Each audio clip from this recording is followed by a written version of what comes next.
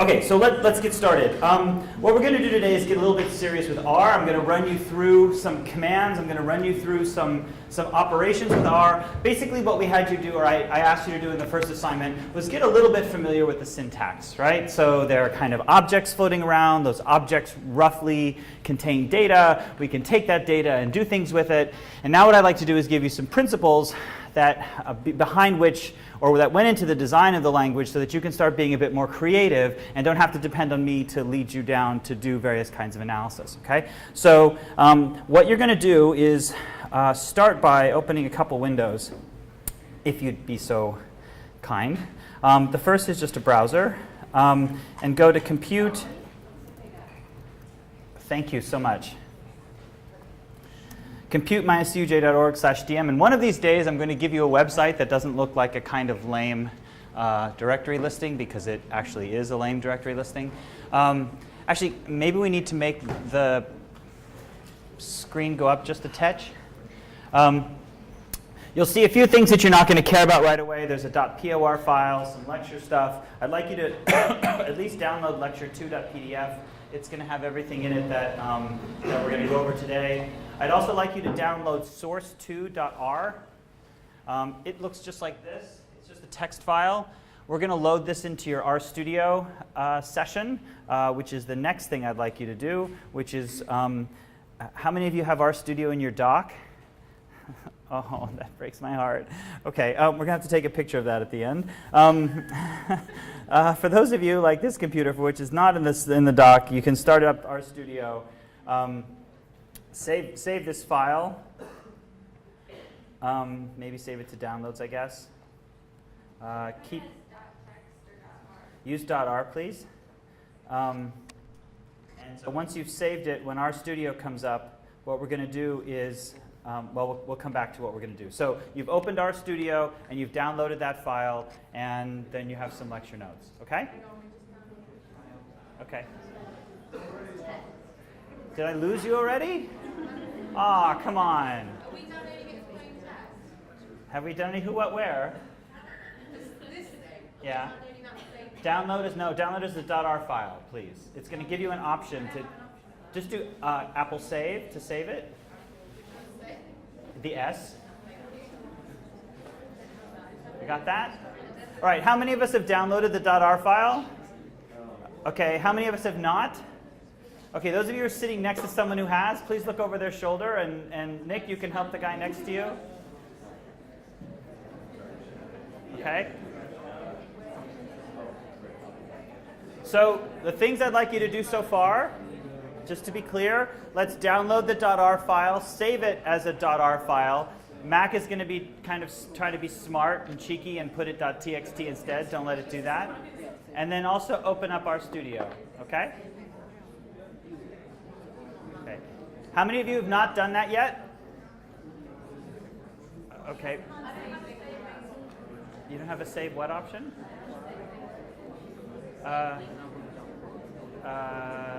Sven will help you. I know Sven will help you. Okay.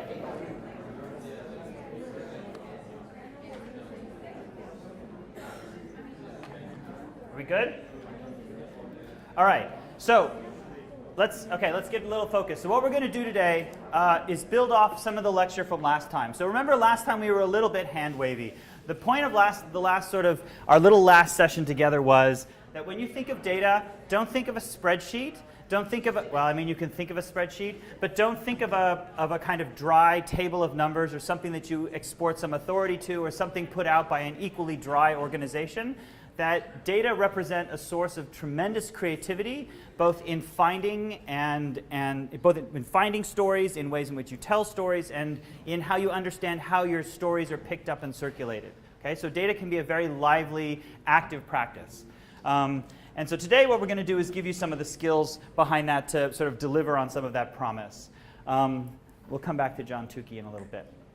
So we talked a little bit about your homework. What I wanted you to do by going through these last few slides at the end of the last lecture was to try to give you a kind of backdoor way into R. right? So for those of you who have used, and I recommended spreadsheets like LibreOffice or OpenOffice, many of you said you used Excel already, although it's something you have to pay for and it's a closed system. For those of you who use spreadsheets, you could take the data that you were working with, the data that was in this stop.csv file, comma-separated values, and we'll come back to that, 500 rows from the original stop and frisk data in 2012, and you could load them into OpenOffice, spreadsheet like this, open up the spreadsheet, and you would get something that looked a bit like that, okay? If you had gone that way, right? So you would also, I think, if you wanted to be sort of clever about it, go through and select out all the text, and I show you how to give it names so that the pieces at the top are recognized as variable names and not just as part of the data. Okay, so you could refer to them now as age or date of birth or something like that, right? So that's a kind of standard spreadsheet operation. But my point about doing all this is that with spreadsheets, you often end up making simple calculations, like the average or summing things up. And to do that, you end up sort of manipulating this function box at the top, where you might say that this particular cell at the bottom equals average of, and then you provide it with some data. So the operation you'd like to perform, the function you'd like to perform is an average, and then you specify either by sweeping it out or by typing it out a range of data, here poetically named J2 through J501. You would take those values and it would return for you an average at the bottom. Okay? If you had gone through and named the columns of your data set, so name age instead of just referring to it as J2 through J501, you could change that calculation to maybe something a little more poetic and say, give me the average of age, right? And now you start to have something that's a little expressive, okay? And my point of bringing in these slides was the idea that a lot of the calculations that you're doing or a lot of the manipulations you're doing in a simple spreadsheet, you're going to end up doing in no matter what sort of language you're going to be working on data with. And the same kind of construct exists in R. And this might be, for those of you who are getting a little nervous about learning how to program, this would be the toehold to get you into programming, right? The idea that whether you like it or not, you're sort of doing it already. You're making expressions for functions that you'd like to see executed on data. Okay. Let's see. So, and then maybe other things that I said at the end of last time was you could start to make simple tabulations, and we're going to kick the heck out of it this time, where you might make tables of how many different ages do you have, what proportion of people were frisked or not, does that, whether or not they were frisked vary based on race and so on. All of those kind of tables, or pivot tables if you will, are simple things that you can calculate through with sort of wizards here that will have, will have sort of simple expressions in R. Okay, so, and then we did some plotting.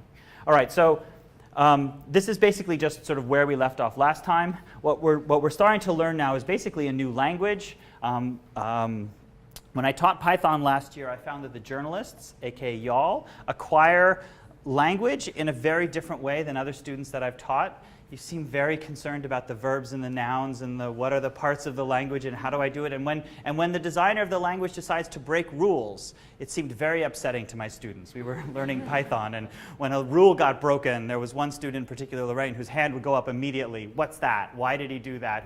Recognizing that languages are humanly crafted, they have their eccentricities, they have their shortcuts, and so on. So when you start to learn a language, you should ask questions like when we pick up R, things like, what kind of data can you bring in to the language? What's the basic character of the computation? With a spreadsheet, it's a lot of highlighting columns and rows and applying functions. What is the character of that in R? And you're starting to see that already with your assignment.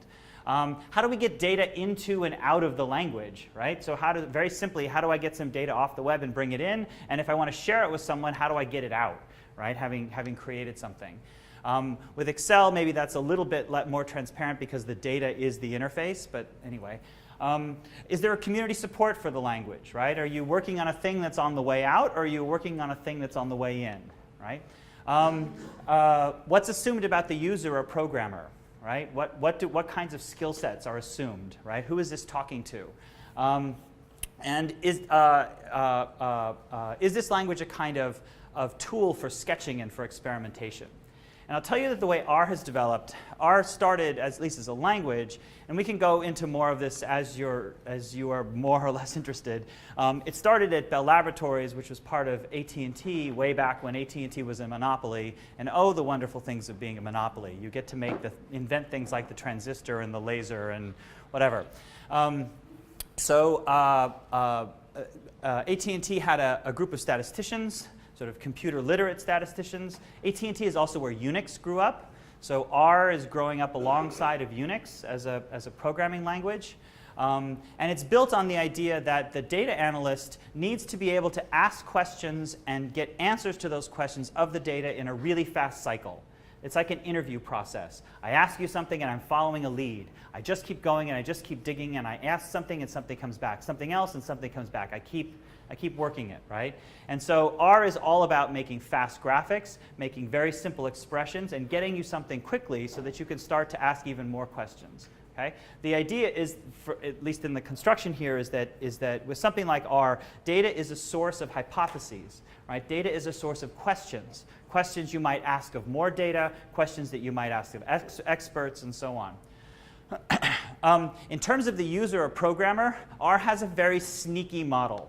It's going to start, innocently enough, by having you type commands into the console, right? We've all typed commands at the blue prompt, right? That little greater than sign that said, feed me, please, feed me. And as you feed the poor little deer, right, you're keeping track of its history, right? Things are puddling up. The commands that you're making are puddling up. They're being stored in your history.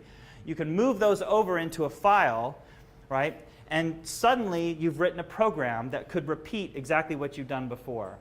So the cycle of going from interactive tool user to tool maker is a very short one with languages like R. It's the same for Python. It's the same for Unix itself. Anytime there's sort of this interactive prompt, you kind of go through this giggly slide from just typing things in to suddenly accumulating a few sets of commands. Ooh, that was very clever. I want to be able to do that again. And then next thing you know, you have a program. Next thing you know, you're going to have to wear a button that says you're a programmer, right? Because once you've made a program, you are a programmer. So the slide that goes from tool user to tool maker is a very short one. And in terms of community, R has support, obviously, amongst the statistical geeks. Many in the room, some in the room, go stat. Well, anyway. But it's gaining tremendous ground across journalism, across finance, across the digital humanities. There are lots and lots of places that are taking up R because it is extremely expressive in lots and lots of kinds of data. All right, so this is where you downloaded R, presumably. Maybe some of you read a little bit of its history. How many of you read a little bit of its history? One thing that's really important, R as an open source project has a series of people who are developing it. I usually put this slide up, but didn't today. They have a list of developers, like core group, the core team. How many of you looked at the core team? We can go there. Hold on. This is, I think, probably worth a little moment.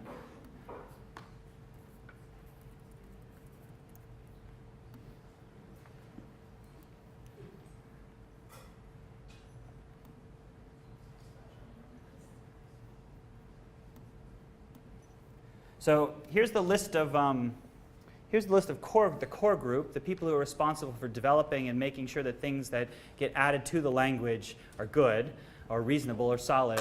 What do we notice about this list of people? You're all journalists. What do we notice about this list of people? They're all boys, right? That's kind of bad. And then we say thank you to a few people. What can you tell me about those people? My point is that computing as a discipline sucks when it comes to sort of any kind of notion of gender balance, which is why teaching roomfuls of people like you all to code and to give you some authority might get you excited so you get to the point where you start to contribute. Because a software package that is depending upon a room full of boys is not nearly as strong as a software package that's depending on the input of people from varying perspectives. Okay? All right. Let's keep going. Enough preaching. And then we're using RStudio. All right, so today what we're going to do is go through the stop and frisk data. We're going to start a little slowly. We're going to start with stop and frisk Newark. And it's only interesting because a couple of days ago, the Newark Police Department said that they were going to up the whole stop and frisk process and make their stop and frisk data available on a monthly basis, not just annually, which makes it kind of interesting. So the Star Ledger had a piece that showed sort of stop and frisk numbers for July, so really fresh data. Is the story much different here than the story we've heard so far?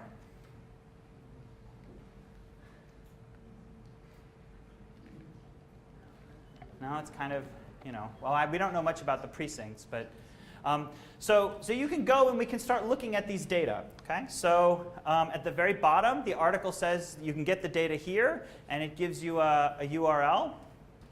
So you can hop over there, and you end up on this page. You don't have to actually hop over there. I'll hop for you because when we get there, it's going to be a little bit of a letdown, but we're just going to keep hopping for a while. So here's the page and they have a crack design team in the Newark Police Department. But here's the data that they're offering for you. There's a basic table that gives you sort of a summary statistic for the month, and then you can get more data or the complete data set for the month here. It gives you a link, and then this is what you get. What you end up with is a PDF, portable document format. This is the idea that, or this is how the Newark Police Department is putting their data out. Is that cool or not? No. Why is it not cool? Why is it hard to analyze? Because what? It's trapped. I like that. It's trapped in its nice looking format. That's a beautiful way to put it. So PDF was developed sort of just pre-web, and it was developed at the time to make sure that documents sort of looked the same no matter what device they were on and whether you printed it or you saw it on the screen. And that was a big deal, right? So it was a big innovation. There were lots of different, when PDF was dreamt up, there was lots of different software on different operating systems, and so if you opened up a document, it may not look the same. And you've probably already seen some of this, right? Any of you who've tried to write, like design a web page, if someone's on Internet Explorer, it looks different than if they're on Chrome, right? Well, so this is the same sort of thing for documents. So PDF became a kind of de facto standard for printable documents on the web, and it really is about sort of printable. But in a sense, as you suggested, it's kind of locked up. It's locked up because you can almost think of it as just having paper, right? Long before we had the web, long before we had digital documents, we had databases and we had information circulating in paper. And in a way, this is sort of like an electronic version of paper. Without a lot of work on your part, you may not be able to get into the data that's inside a PDF, and in many cases it's as inert as if it was just written on paper. You can't sort, you can't do any computations with it, it's just like having a piece of paper. Okay? There are two ways that PDF represent their content, though, and in one case you can get a little bit of data out. It's going to be some work, and in some cases it works really easily. It's not guaranteed, and in the other case it's going to be really hard. So in one case, the actual text on the page is stored in the document.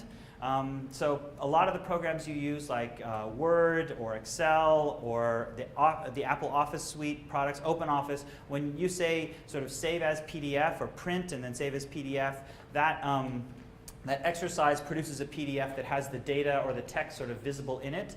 The other way in which you might see text or content stored in a PDF is via images. So you scan a page or you take a screenshot. And while the two may look the same, right, look the same on the screen, they behave very differently because you won't be able to get access to the content if the content's locked up behind images. You can identify which format you're looking at pretty easily. Just take your mouse and try to grab some text. And if you can grab some text, there's a chance you might be able to do something with it. It's still not guaranteed, but at least you can pull something out of it. So for example, in the case of the Newark Stop and Frisk, it's a little bit subtle. In fact, you can't even see it with this projector. All the little boxes here are gray, so I was able to highlight all the text, and I could, in principle, yank it and dump it into a text file or try dumping it into an Excel file. or maybe even Adobe Acrobat, if you're willing to pay, will save as an Excel document. The CompStat statistics that New York Police Department puts out, they're also PDF, but they're also highlightable. You can pull the data out. They're a bit notorious in terms of their formatting. It's very hard to recreate this table just sort of by yanking and putting the text. Okay? And then here's an example. We'll come back to state plane coordinates when we do some mapping, but here's an example of a PDF that's really just a scan of an old document. And you can kind of here get a clue because the poor thing is listing to one side. It doesn't really look like it's even lined up. You're not going to be able to get any text out of here just by yanking and putting. Instead, you have to subject it to some kind of optical character recognition, something that will, like a computer program that will read the page for you and do its best to try to pull the text out. So,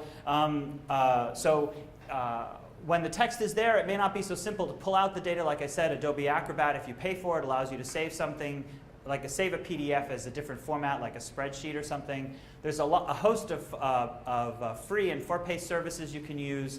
The library uses this Abby Fine Reader that they seem very excited about. Star was talking to us the other day. And then there are other services that are free online that you can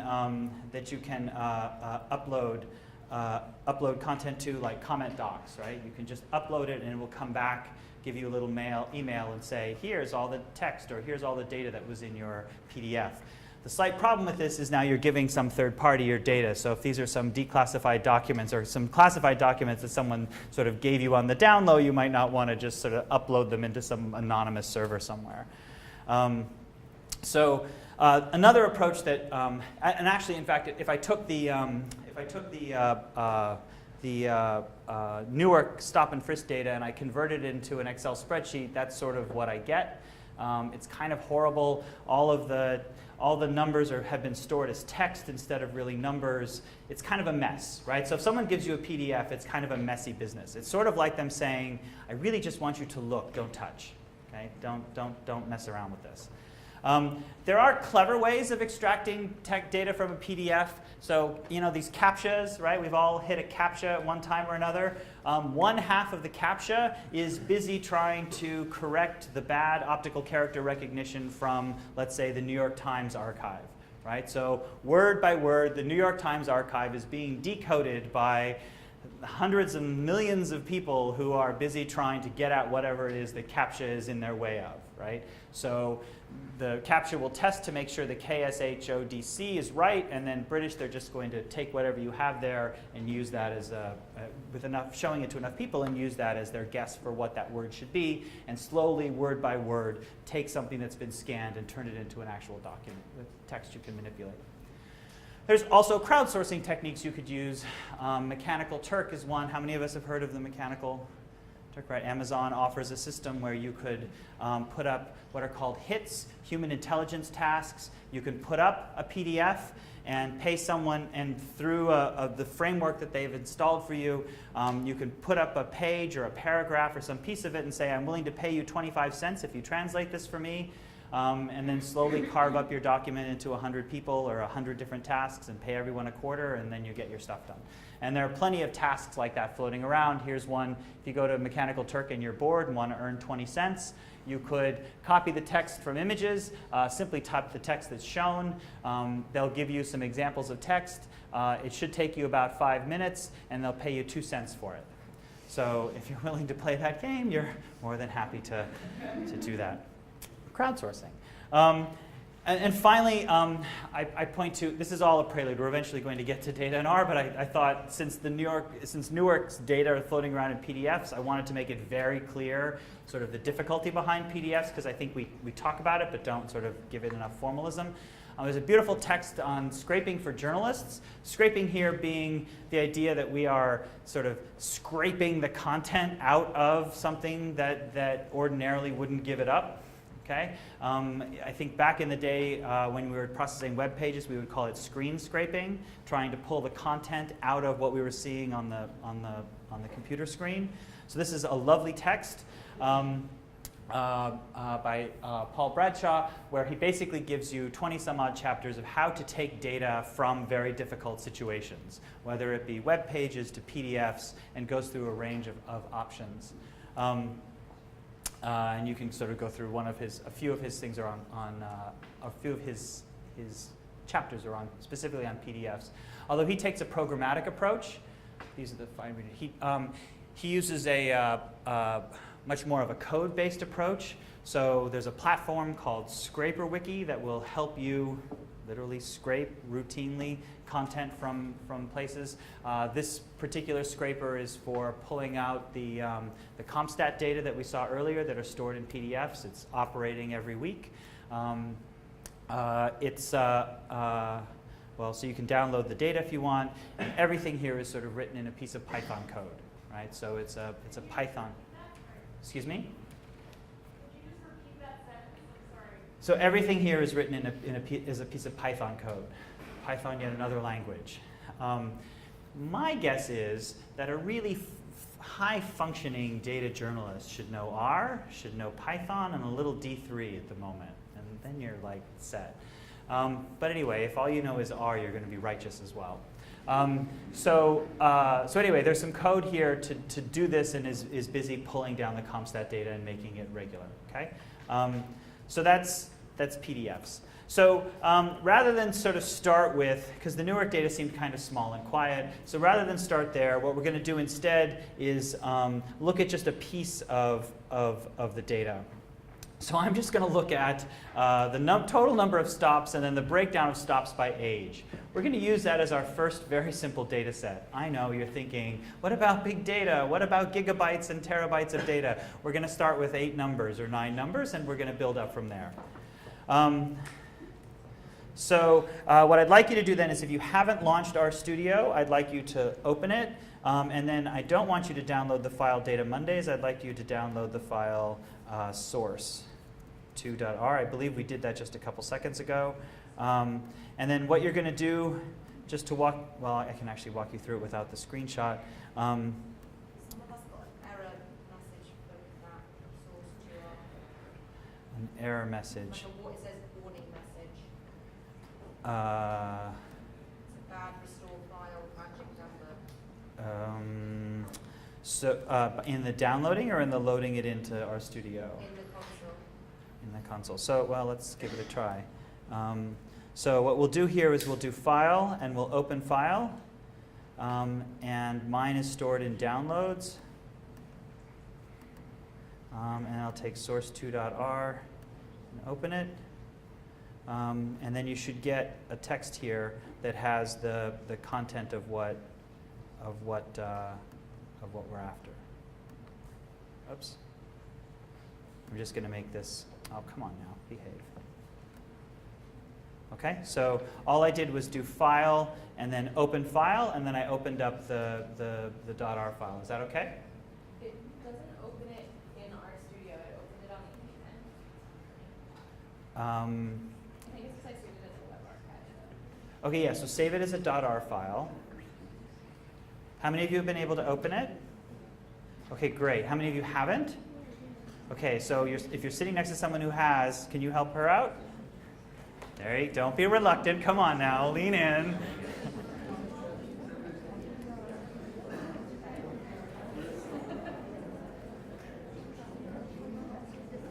Are you up? You up? Yeah. Okay. Thank you, Sven. Anybody still waiting? Are you helping her though? Good. See, buddy system, buddy system.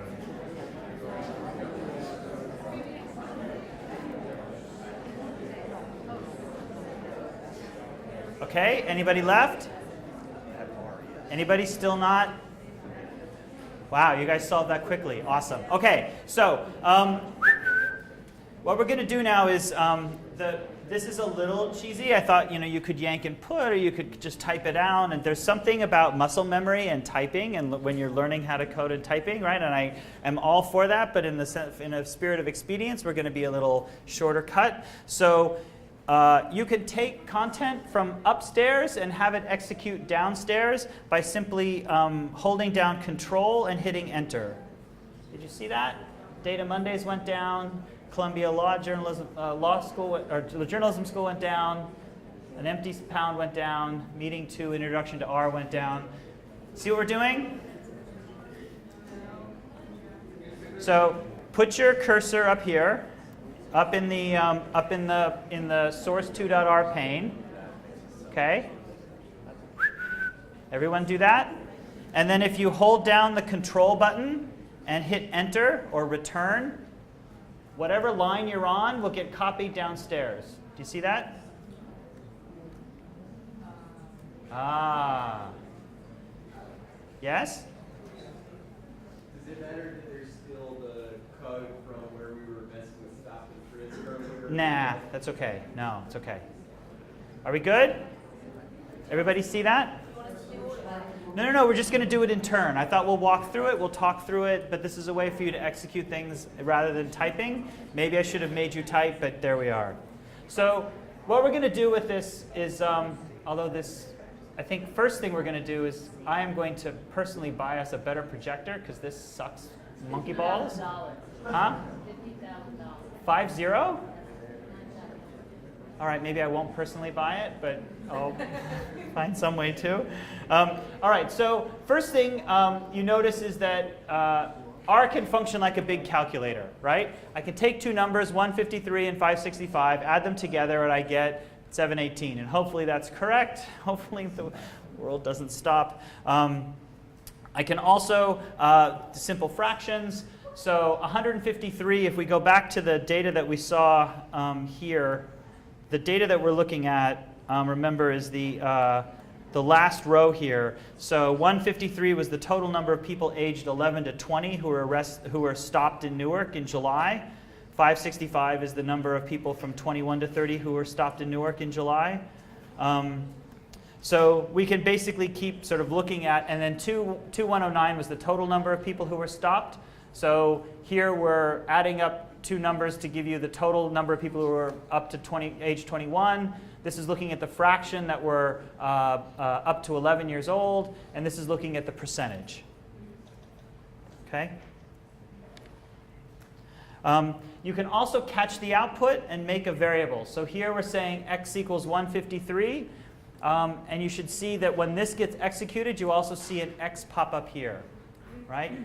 You've just created a new variable. Okay? So everything in R is an object.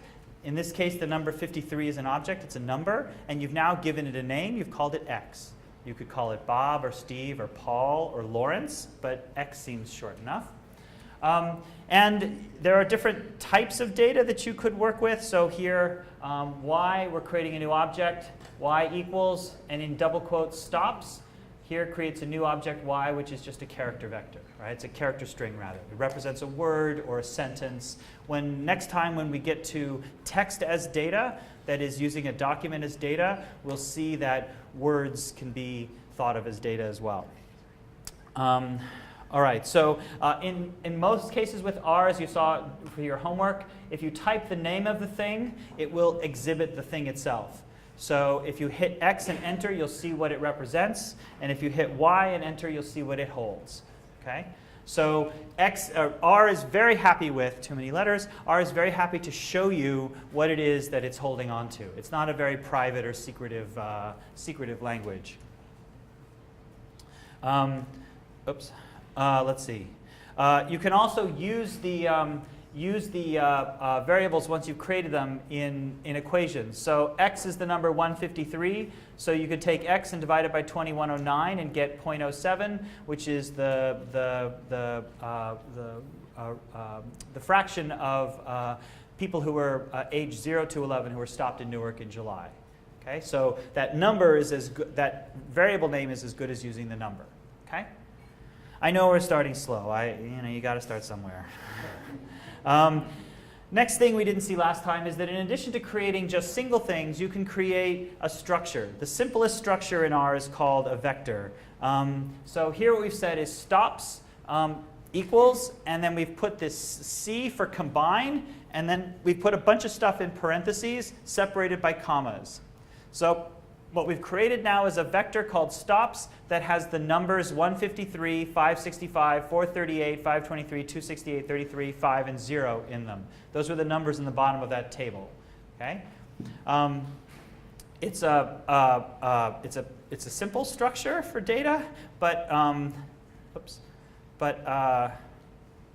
but it's the first thing we'll work with. You can see all the data that it has just by typing the name stops, and you'll see all the data that it contains. I think we saw in the assignment that you can also ask how much it has. So you can ask for the length of stops, and it'll tell you that there are 8 things in there. Okay? And we'll talk about how you pull out those things in a second. So in addition, R has some clever ways to help you make vectors. Okay? So this collection of numbers that I created with a C here, this was done manually. I looked and I read and I typed the data in. Sometimes we'll see that we'll want to make special sequences of numbers. So for example, we might want the numbers 3 to 10. So 3:10 will just give me a list of numbers 3, 4, 5, 6, 7, 8, 9, 10. Okay? Similarly, let's say 5 to 7 will give us the numbers 5, 6, 7. And 1001 to 13 will give us 1001 to 1013. Okay? So we have some convenience functions for making some simple ranges of numbers. And then there's also simple things we can do by repeating numbers. Like we can repeat the number 5 10 times, which will give us this. Or we could repeat the numbers 3 and 4 10 and 20 times, which is read, do 3 10 times and 4 20 times, and that's what you get. Okay? So there are so the usefulness of the rep we won't come back to until a little bit later, but the usefulness of the range of numbers we'll use almost immediately. Okay? So basically this is just a way to some shortcuts to make strings of or sequences of integers in R. All right, so you can also, once we have stops, again stops is a vector. It has 8 elements in it, and we can extract data from it if we like. We can take the third element, which is 438. Right? So it's 1, 2, the third element. R as a language starts counting its elements from 1. There are many languages that start counting from 0. I guess it depends on your persuasion. You can also ask for the 2nd through 4th element of stops by doing this. So what's happened here is we've taken 2:4, that gets expanded into 2, 3, 4, and then it says, I'd like from stops the 2nd, 3rd, and 4th number. Okay? So immediately we're using our colon stuff. Okay? Is that okay? Yes? So like if I want to look at just like the height in like the black population, the people who were stocked, would I say like race bracket 1, since that 1 signifies race? We'll come back to that. We'll come back to how you do that. Okay. Because right now we don't have any fancy structure. We just have 8 numbers. Okay. There's not. This is Newark's data, not the big data yet. Okay. You can also just pull any numbers you want. Here we're looking for the 2nd through the 4th, the 5th, and the 7th. And if you put in a minus sign, it gives you all the numbers except the ones that are in there. So minus means leave it out. So this is giving you all the data except for the 3rd one. Okay? So subsetting, I guess the reason I'm belaboring this is that subsetting turns out to be something that we're going to do a lot. We're going to want to find, as you suggested, conditions, like find subsets of data that satisfy certain conditions. Sometimes that's going to be based on the data itself. Sometimes it's going to be just because we know that we want the 5th column through the 7th column, or we want the first 20 rows, right? So it'll be useful to know how the subsetting operation works. I know it's a kind of Squaresville way to start, but there we are. So in general, when we're working in R, then we're sort of processing objects through a series of functions. So this square bracketing stuff is just a way of coming up with subsets.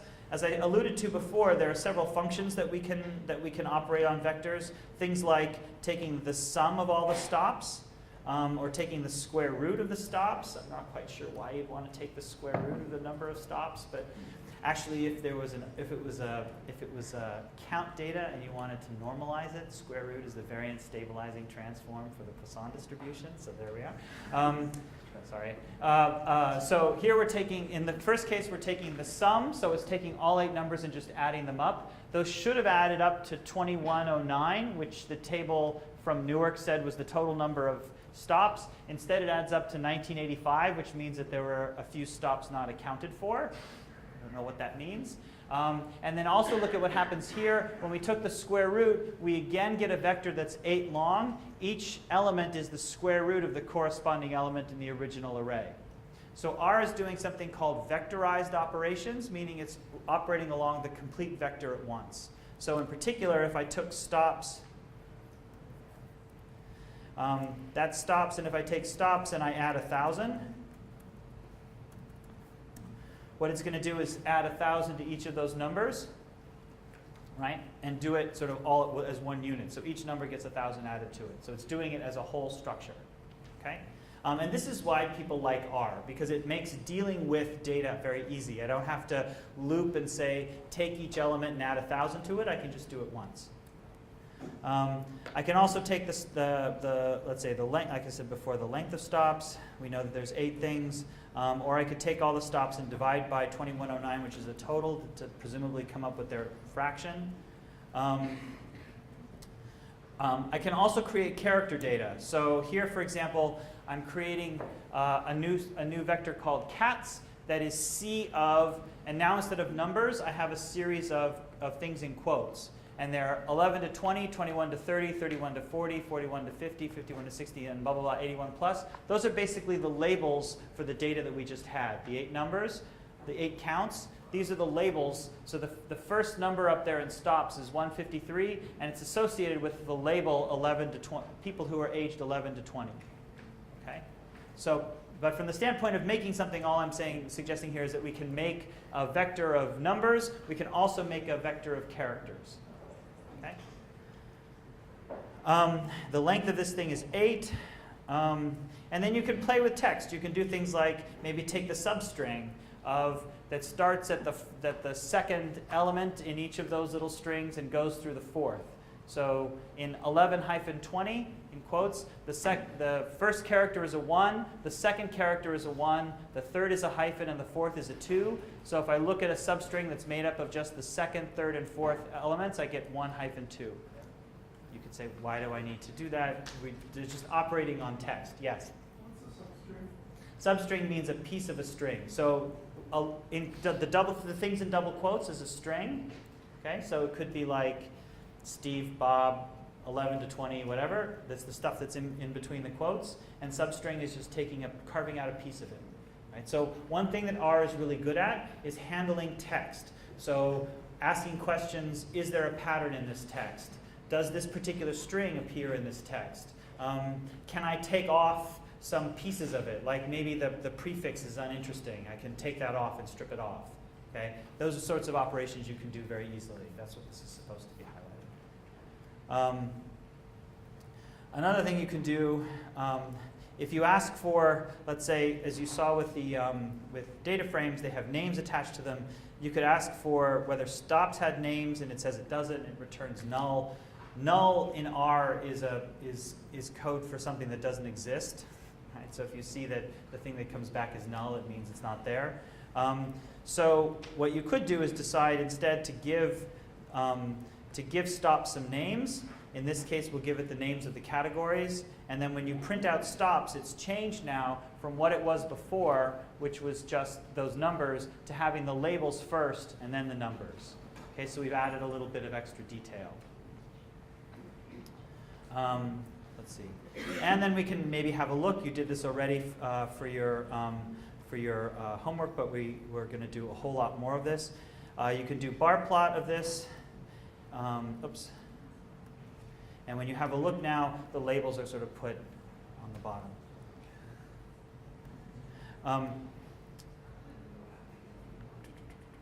You can change the behavior a little bit. there's an argument to be made that maybe we're better making comparisons horizontally. So instead of growing our bar plots vertically, we can make them horizontal. The Stabile kids and I had a little argument about pie charts earlier, that bar charts rock, pie charts are bad, and the same sort of literature that said bar charts, that you don't want to ever use a pie chart, said that, you know, maybe you should be growing your bar chart sideways because people are better at making those comparisons too, but not everyone in the audience looks convinced. I would say the Star Ledger grew their bar chart sideways, so maybe that's something. Crack team there. So you can have a look at, and you can change, let's say, the labeling. Here what we're doing is to this function, right? Bar plot is a function. It's taking as its data stops. We can give other arguments, other graphical arguments. Here, for example, horizontal equals true means I want to grow my bar plot horizontal, and LAS equals 1 means put my labels sideways. So instead of being as they were up here, when they were sort of funny looking here, I can grow them sideways. And maybe the comparisons that we're making here aren't quite right either. Maybe what we'd like to do is put the oldest people at the bottom and the youngest people at the top. We'd like to flip this. And so we could, there's a simple command called reverse, which takes the data and basically just reverses it. So we could reverse stops, and then we could make a reverse of the bar plot. We could give it some color, and we could even, anyway, start to get a little closer to what had been sort of shown in the paper. Okay?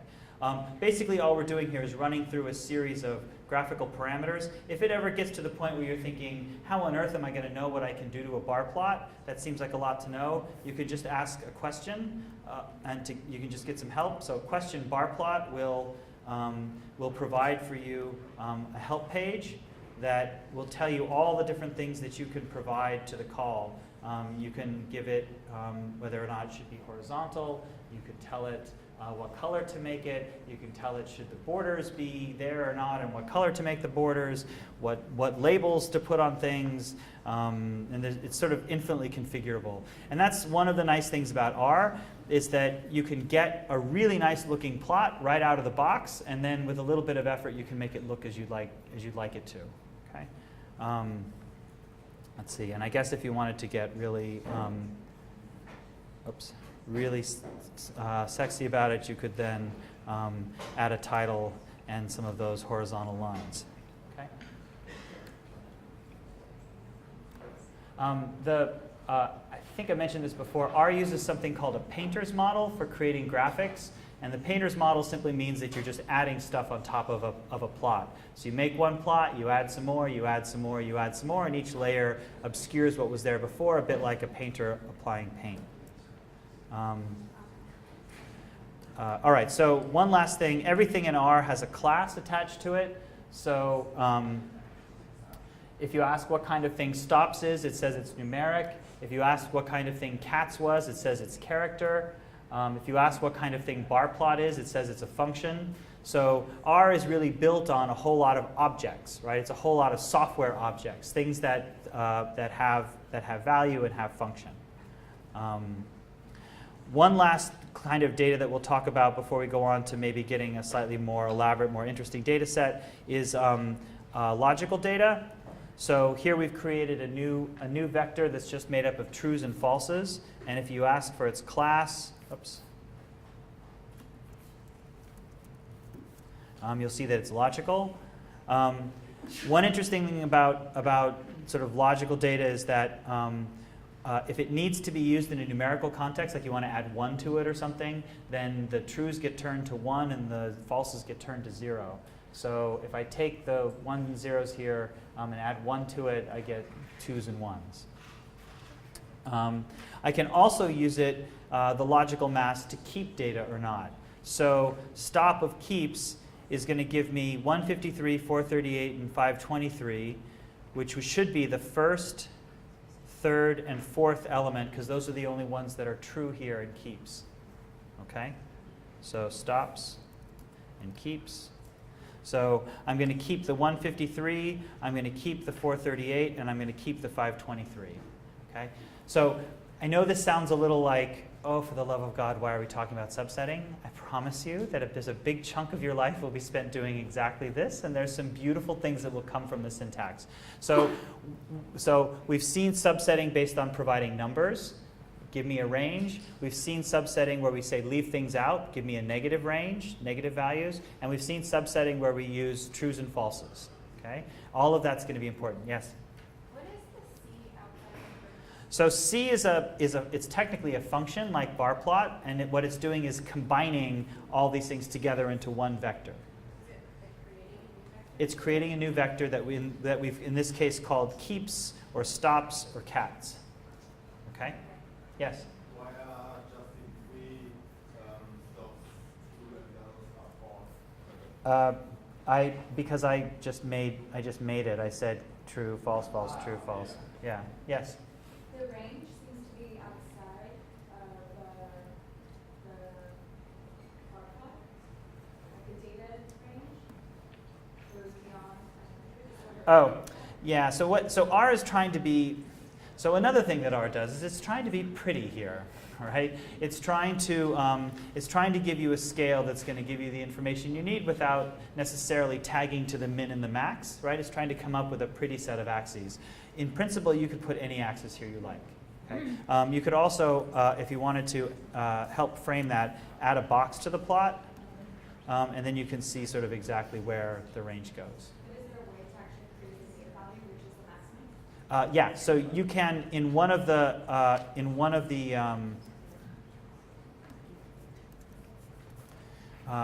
down if you go into the guts of bar plot, you can ask instead of using the pretty axis labels, you can leave the axes off and create an axis yourself, telling it exactly where to put the ticks, exactly what to call them, the whole shebang. Okay. What R is trying to do here with this particular setup is give you a plot that will look, you had an embarrassingly large number of graphics designers sort of figuring out sort of how to lay things out in an automated way so they look reasonably good.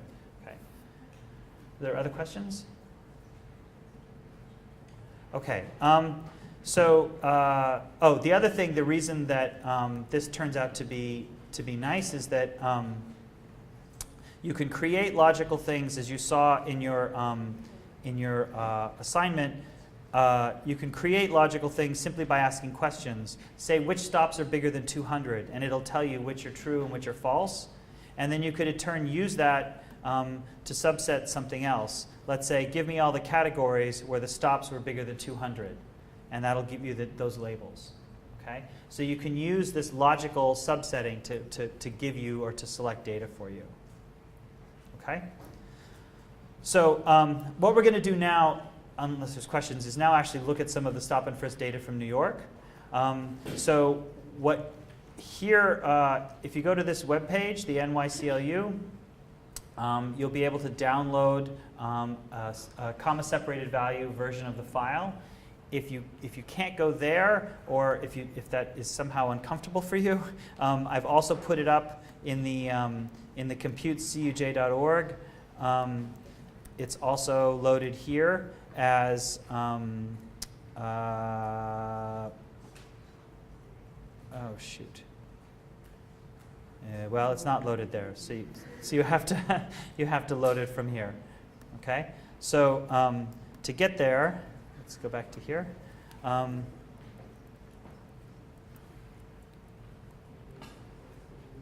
So to get there, what you're you have a few slides. What I would do is I would go first to this website that's in your thing, load that into your browser, and you'll see at the bottom of the page where you can get the CSV file and just download that. Okay?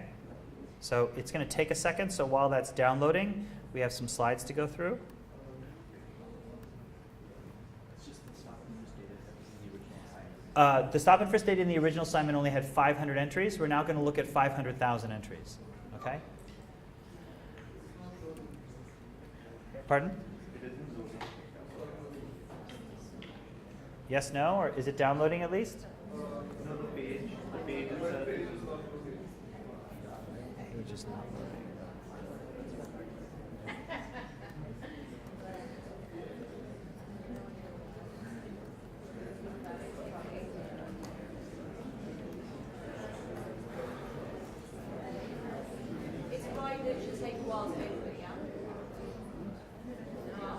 Hold on.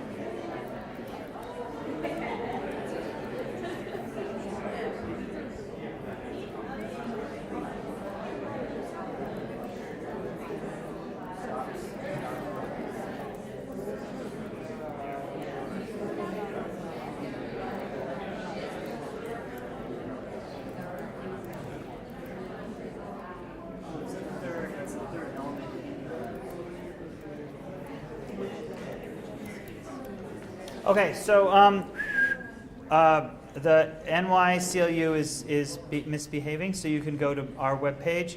I just uploaded it, so you can go to computecuj.org/dm,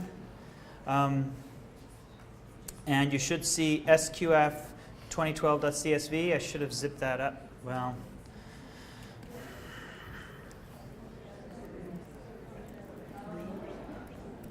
Don't click yet, let me zip it up.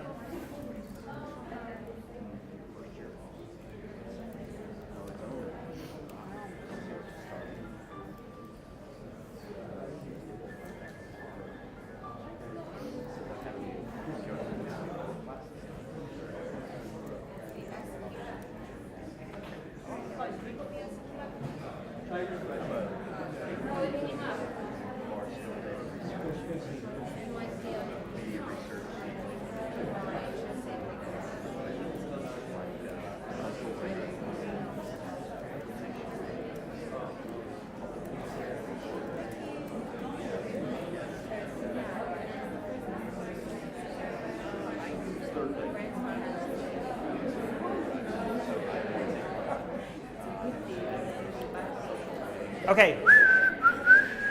All right, so if you go now, you'll see SQ2F2 blah, blah, blah, .csv. Grab that guy and download him. Okay, well, however you get there is fine. So if you could happily download that, we're going to run through a couple slides. What extension do you use? So it says .gz and .csv.gz. Use the GZ. Download the GZ one, and then when you download it, you click it, and it'll uncompress it. In the case, if you download it from the website, you're getting a zip file. Zip, or if you load it from my webpage, a gzip file. Gzip and zip, that's just a form of compression. Data compression simply means take a big file and make it smaller. And it makes it smaller by using redundancy in the file to sort of represent its content, sort of to suck out kind of the redundant pieces. Okay, so classically, if you're thinking about compressing language, you know that H often follows T, so that information should be something that you could use to help sort of suck some of the air out of a file. Okay. All right, so what we're going to look at is the stop and frisk data and do a little bit of fact checking or get us going with it. We're going to be telling stories from the data. We're going to use data to tell those stories rather than rely solely on experts or on anecdotes. We're going to have a look at the data for ourselves. And here's the kinds of questions that come up from stop and frisk. So the New York Times had this sort of nice sort of piece about like summarizing the judge's decision about sort of why she came to her conclusions. Things like looking at the percentage of people who were classified as having furtive movements, the percentage of people who were frisked, looking at sort of race involved, and so on. The Times had actually done a really nice mapping job of this before in 2011, when actually I guess this one is from 2010 when the data first came around. And there have also been some writings about how one might visualize this in the first place. So, deciding has stopped. The part of the logic of Bloomberg's logic is that stop and frisk has helped keep us safe. Naomi Robbins, who's a fairly famous data visualization expert who wrote for a long time for Forbes, decided to see if the data supported that and created lots of plots that look like this. So on the bottom we have New York crime rate, and on the other side we have, the red, we have stop and frisks. Okay, so you see, and then this particular blog post is all about, well, how do we make that? This is actually 2 panels of a display. You can see it in your thing. It's sort of hard to see on the screen. There's a top plot and a bottom plot, and it's sort of, what do those 2 plots tell you?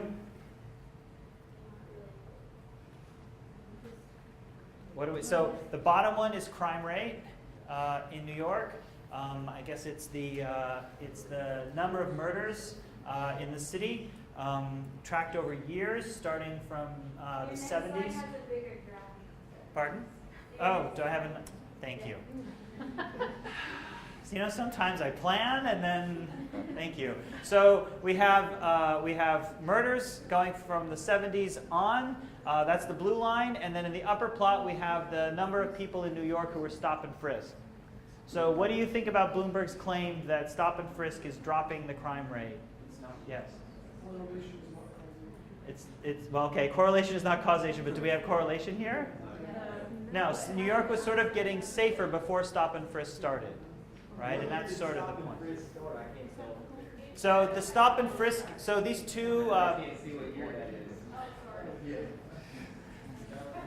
Why am I keep staring at that thing? So the first data that we have, I think, is 2003.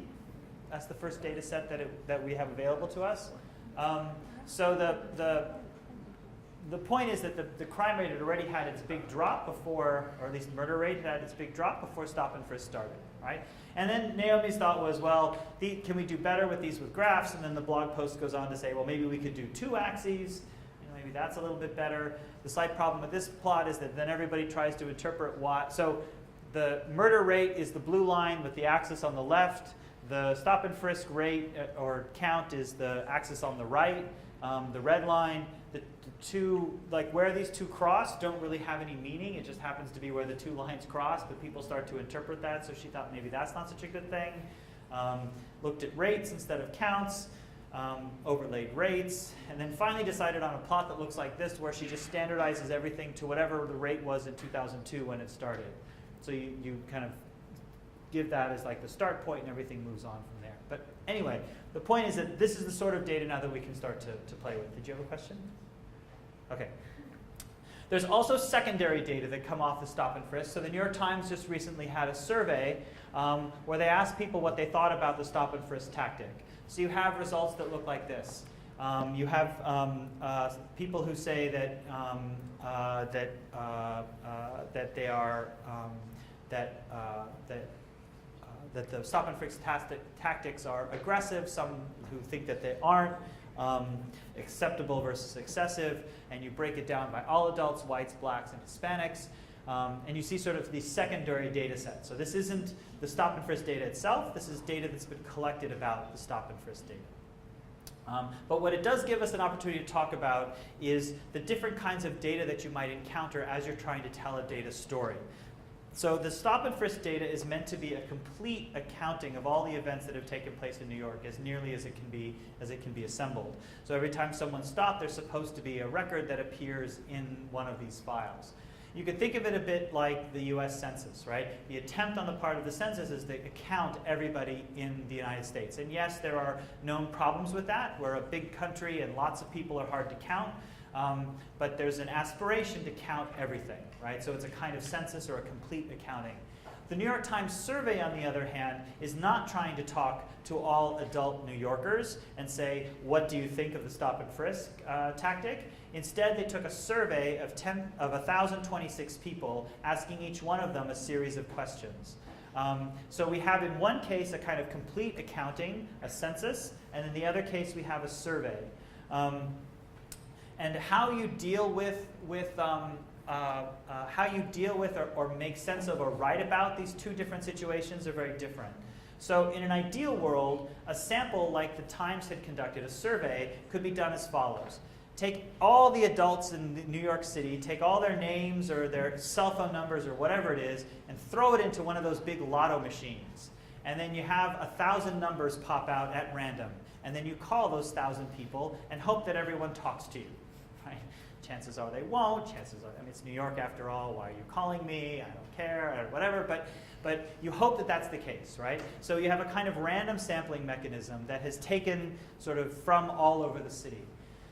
That random piece is important because it's the way in which statisticians go from let's say, the proportion of people who think stop and frisk is acceptable in the sample to making a comment about the proportion of people who would think stop and frisk is acceptable across all the adults in New York City. They're inferring from sample to population. And the randomized part of that, the big lotto machine, is the engine that makes that inference work. And so when you talk to a sample of people, let's say 1,000 instead of the millions who live here, you're obviously going to be off a little bit. You're not going to quite get the right answer. So when you usually see surveys, you see some sort of plus or minus, like for presidential approval ratings, it's like plus or minus 3 points because they usually talk to about 1,000 people, and it's usually one on root end. Anyway, so there's a 3 percentage point that comes with survey results, and really basically what that's saying is I'm trying to account for the fact that I haven't tried to talk to all the adults in New York. I've only talked to 1,000 of them, and I would be very unlucky if my answer wasn't plus or minus, if the truth in the population wasn't plus or minus 3 points what I saw in the sample. Okay? And all of that depends on that big lotto machine working. Okay? I bring all this up simply because when you start to collect data, it's important for you to ask some sort of fundamental origin stories. Is this a complete accounting? Is this everything that's there? Is this a sample of convenience? That is, like the Stabile students on their first day just sort of wandered out onto Broadway and started talking to people. So we talked to the first 5 people who we met. Is that a statistical sample? Is that, I mean, okay, you did a little more than that, but okay. But is it a statistical sample? Can you say more? Can you generalize from that? It's hard to know, right? But so you want to say, you want to ask something of the origin story of the data. Is there a question here? I was just kind of curious about the polling groups. Yeah. Because they're all random, but why is it that they always say that Rasmussen is more conservative and PPP is more liberal, and the findings are all skewed one side? Right. So there are several things that go into giving sort of polling results different kinds of bias, and we can talk about where that bias might come from. But for the moment, let's focus on the idea that there's the fundamental sampling mechanism is like a big lotto, and everybody has an equal chance of being there, and you're asking questions in a straight up non-biasing kind of way. What do you think of stop and frisk? Not what do you think of stop and frisk, that awful procedure, right? So, by the way, I've just finished, or I've been reading a book called The Averaged American, if someone is interested in this. It was my beach reading for the summer, and it was about how Rasmussen and Gallup sold the idea of polling to the American public. Because prior to the 1930s, we didn't know about ourselves through polls. There was no sense of what the aggregate thought or what the majority thought. And so it was a pretty intense piece of salesmanship. All right, back to stop and frisk. So we're gonna look at the stop and frisk data collected by the New York Civil Liberties Union, or distributed by the New York Civil Liberties Union. It's a CSV that you hopefully will have all downloaded. They also produced a beautiful report.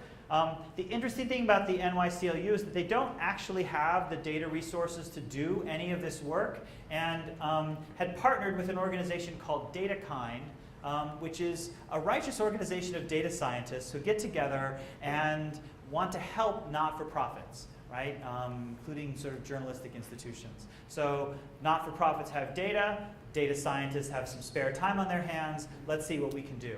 And in this case, an analysis of the stop and frisk data was one of the things that came out of it. We can talk about that a little bit. Also, actually, the stop and frisk data has been the subject of a number of hackathons. And I think our dean would like to see all of you at some point participate in one of these sorts of events where you come together and are working with technologists to make something around data, some piece of a story. One thing that came out of a New York City hackathon was making the stop and frisk data available via a web service. So you can go to this site, you can start to make searches, like query the data as you would for Google and find specific cases. And it'll also make it available in JSON, that format we talked about last time. All right, but the data we're going to look at today are comma-separated values. We mentioned a little last time about what that means. It means that every row in our data represents a different stop, and the columns represent different characteristics of that stop. We're going to spend some time as we look at this data. As we start to make graphs and think about the data, two kinds of distinctions are going to be important for us. We're going to want to think about what kind of data we're looking at, right? So are we looking at qualitative variables, that is, variables that are basically categorical, things like gender, things like race, or are we looking at quantitative variables, things that take on something numerical, that are the result of measurements, like age, for example, height, weight, those are measurements. And you're going to want to know the difference between qualitative and quantitative, and I know it feels a little low purpose, but I can't tell you how many times the choice of graphic, the choice of summary you're going to make will depend on the kind of variable that you're looking at. So you want to make sure that you understand what it is you're looking at before you start summarizing. So here's, again, some of the data that we'll be looking at. So the basic setup then is a kind of table where each row represents a different stop, and the columns represent characteristics of those stops. So if you've downloaded the SQF 2012.csv, you can read it. Actually, let me go back to my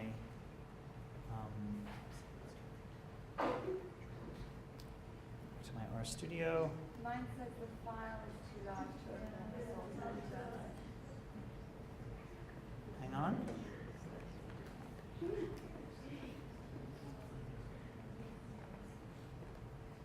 Oh, did I not download it? It sucks when I don't download it.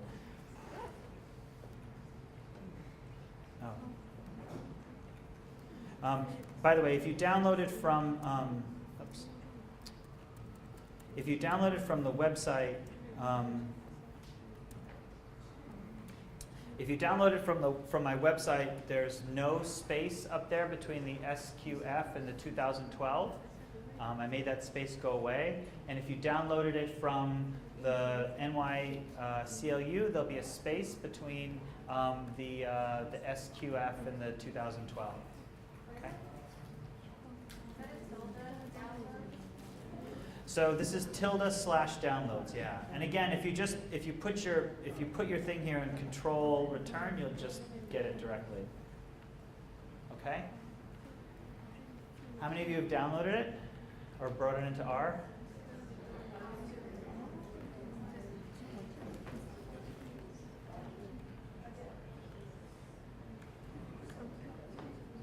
Question? How do we unpress that CSV file? The GZ file? Yeah. What are you on? A Windows box or a? Windows, but it's Windows 8 that might be the problem. And if you double click on it, it doesn't unzip itself? Okay.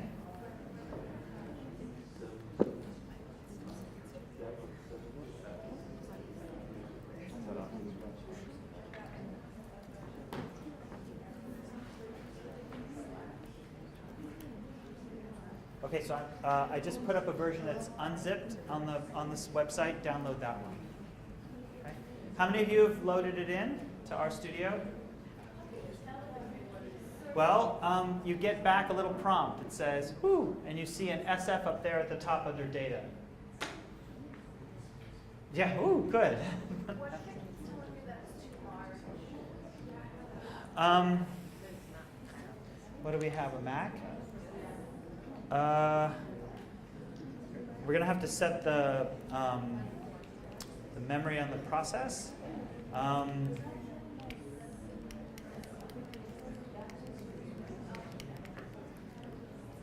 That sucks. You can go back to reading the stop.csv just for the short run, and I think your answers will be a little different, but we'll come back to that. Okay.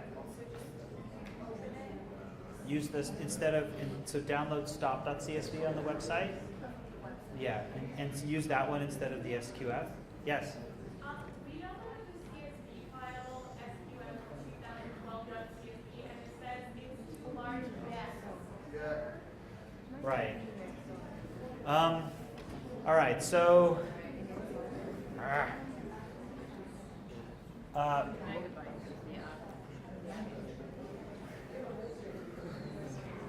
Hold on.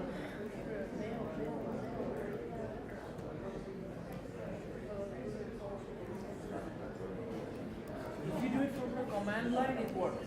There's no memory problem. If you type it in, if you go to file and open, then it says that you don't have enough memory. Okay, so there is a thought that if we do this, and I'm not quite sure that that's, that if you, I can't believe why that would be the case. If you read it directly, if you type it, read.csv, I can't believe this is right, but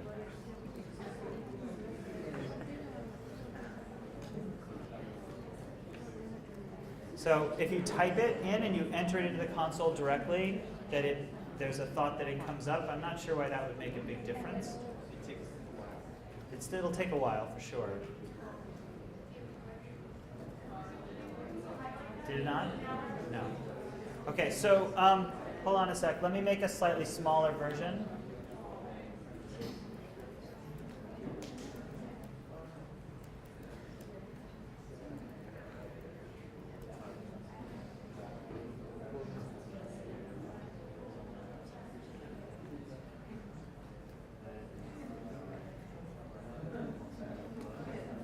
Okay, can you try downloading it again, the CSV file? I've made it half the size.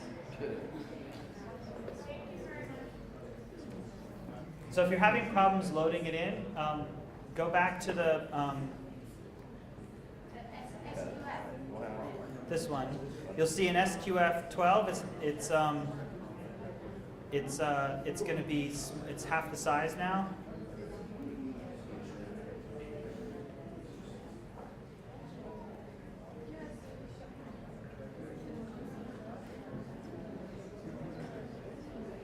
And actually, let me call it something separate.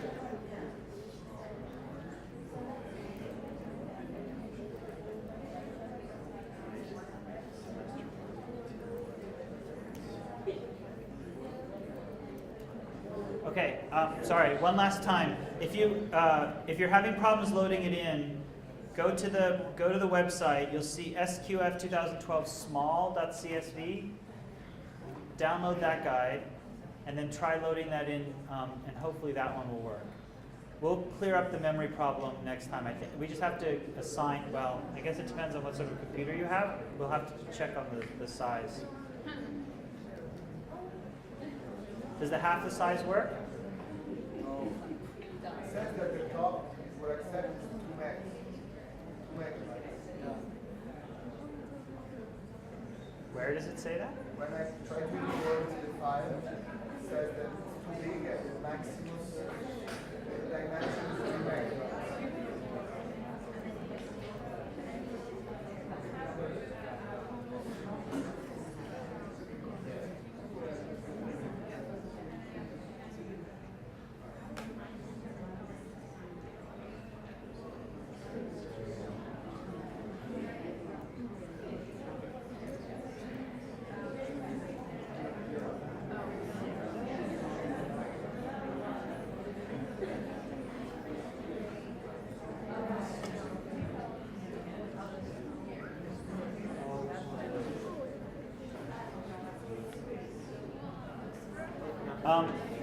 Did the half work or no? It's taking forever to download. Okay. The half is still too large? Click through import data sets, import. Top right now.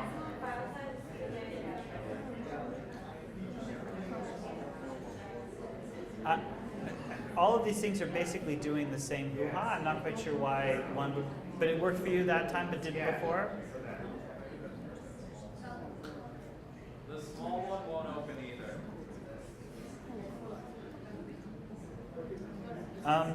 So there's also a thought that you could, in the upper path, although I'm not quite sure why this would work and not the other, but I'm willing to try anything. Take the text here. So try import dataset from text file for the thing that you've downloaded. So here's small or 2012, whichever one, and open it. And it should give you a list of things. And you can say import, and hopefully that will do it as well. Did anyone for whom it didn't work before work now? How do you know it works? You know it works if it comes back and you get a little arrow prompt and you see the object up at the top. Did it work?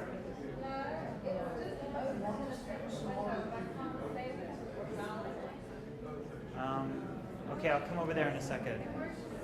Did it work for you? All right, so sir in the corner, can you try this?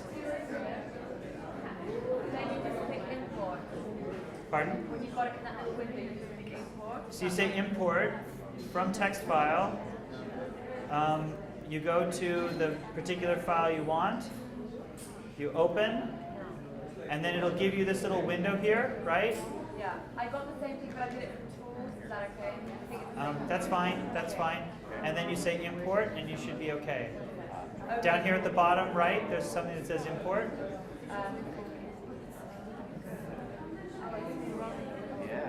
Are we okay? waiting. It appears down in the console. It will. It's up there. Once it's done, it should appear there. Yes. If you can load the full one, that would be better.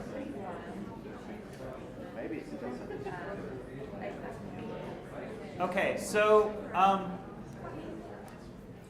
one thing, are we in?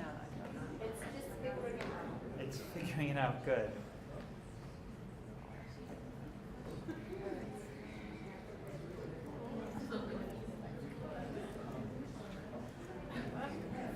Okay, are we there? Yes? Gentleman in the gray shirt with the suggestion, what's your name? Matt. Matt, thank you. All right, so for, okay, so while everybody's,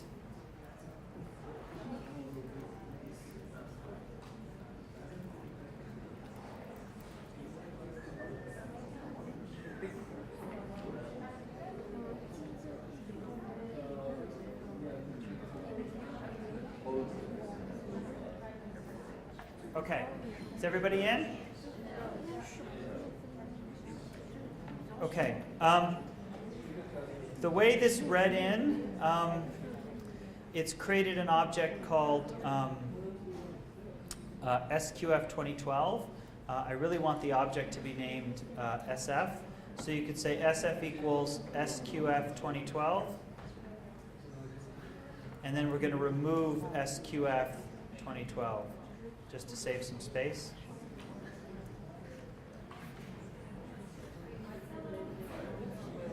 So I want you to take I want you to call it SF. So if you did it, depending upon how you did it or where you called it, the import is going to give it a name, and the name I'd like you to give it, just so that you can use the text up there more easily, is called SF. So if you say SF equals whatever that name was that the thing gave it, in my case it was SQF 2012, say it equals that, and then just remove RM, the old one. Okay? It's case sensitive, yeah. Yes? If we did it the other way, like SF equals read. If it works fine, then you have to do any of it. Okay. Right. What was the question over here? you knew the name happened because you just look at the code that was written, right? The code here is saying that it's reading the CSV. Okay. Are we okay?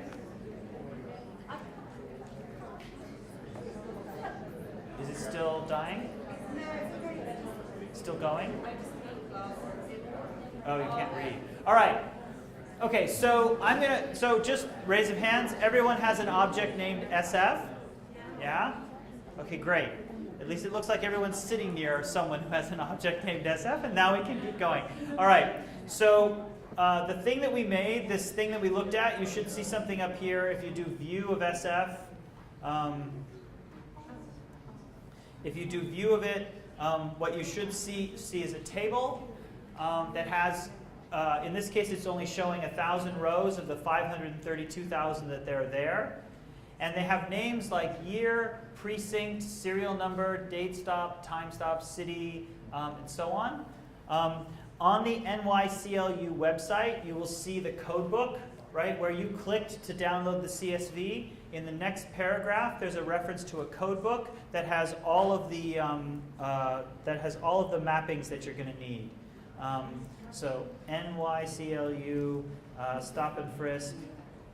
If you go here, you go down to the bottom. Oops. You say stop and frisk data, and then at the very bottom here, there's a PDF document that describes what each of the variables mean. So if we have a look, year means the year of the stop, right? City means the location of the stop. 1 is Manhattan, 2 is Brooklyn, 3 is the Bronx, 4 is Queens, and so on. Sex, 0 is for female, 1 is male. Race is 1 is black, 2 is black Hispanic, 3 is white Hispanic. So do you see the shtick here? So if we go across and look at one of these rows, let's say this guy, right? So here we're looking for someone stopped in 2012 in precinct 81. Does anyone know where precinct 81 is? Google will find that out for you. The date stop was, it looks like it's supposed to be month, day, year, so it's the 2nd day of January 2012. It happened at 12:45. The city was number 2, which I was just there but can't remember. What was it? Brooklyn? Okay. So you see, we're sort of reading along. Okay. So in terms of qualitative versus quantitative, can you tell me about a couple of these variables? Like city. Is that quantitative or qualitative? Qualitative. But it's coded like a number. Does that matter? Like, would I take the average of those numbers? Wouldn't really mean anything, right? The average of all those city numbers wouldn't really mean anything. Okay? All right, good. So, so we have a look at this thing. As an object, if you ask for the class of SF, it says that it's a data frame. This is the same thing you got when you read the CSV from stops before. A data frame is an object in R that represents a data table, like a spreadsheet. So we saw earlier a column of numbers. Okay, we saw we put 8 numbers together. What the data frame is a series of those columns, right? Each one given a separate name, like year and precinct and serial number. Okay, so it's a square object. You can ask for the names of the object by asking for its column names. So you can either read them across the top on that display, or you can have them programmatically. So column names here will tell you all the names. Okay. You can also, and again, just a slight little piece of torture to do subsetting. I promise you, this will be one of the most powerful things you'll find yourself doing. You can pluck pieces of data out, like the 3rd row and the 4th column over is going to be that number. And if we have a look here, let's get rid of this guy. The third row, oops, come on now.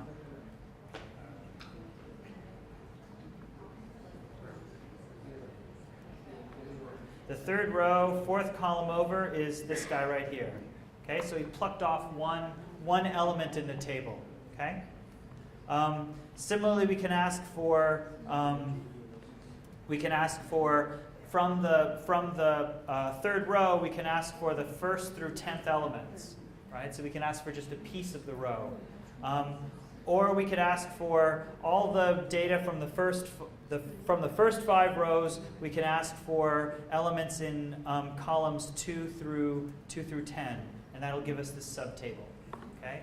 So whereas before we were doing our indexing by just square bracket and a number, now we're doing square bracket something comma something, where the thing before the comma, it tells me what rows I want, and the thing after the comma tells me what columns I want. So I could pull out rectangular chunks from the data set.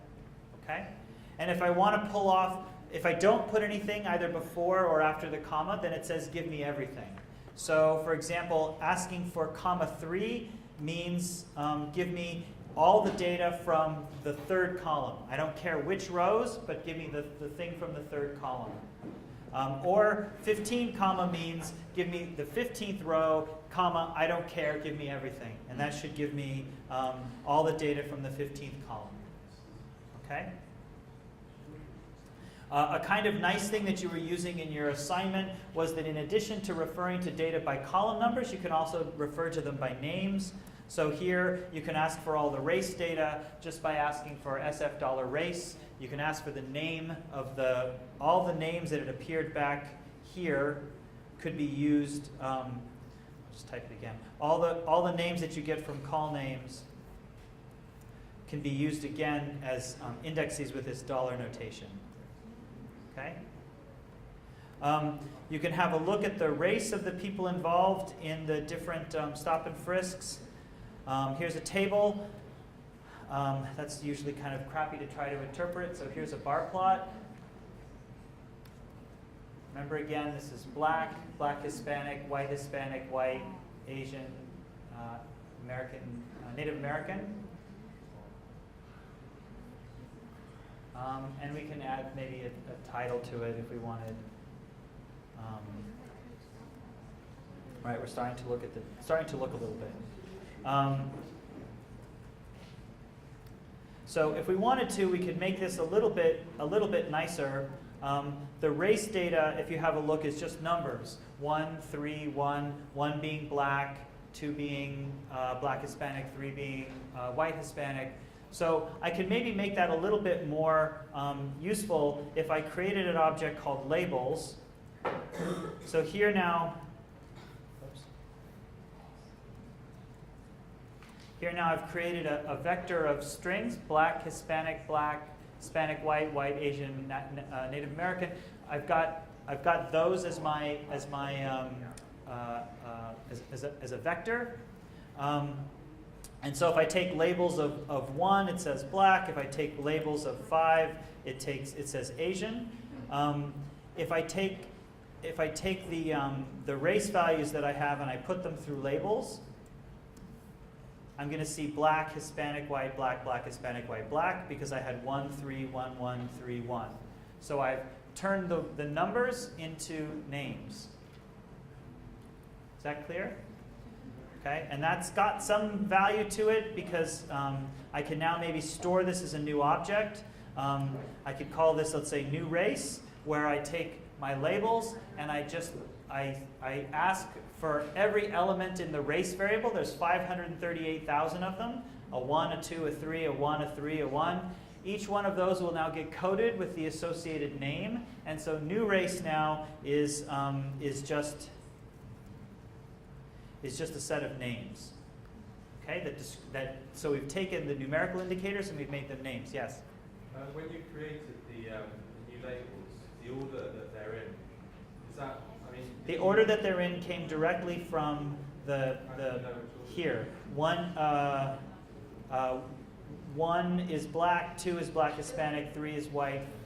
Right, so it's sequential. It's sequential according to the code book. Okay? And so now what we could do is say, maybe take a bar plot of that, and now when we have a look, we actually have the labels instead, and that sort of helped tidy us up a bit. This seems all a little grubby, but this is there's a little bit of truth in advertising here. A chunk of what you're going to do as a kind of practicing righteous data journalist is spend a fair bit of your time getting data to a form where you can actually think about it. Right? So if you're looking at a sea of 1s and 2s and 3s and 4s, and you have to keep going back to the code book to figure out what that means, it's really going to slow you down. So you're going to want to spend some time putting the data into a form that's actually helpful. All right. So that's working a little bit with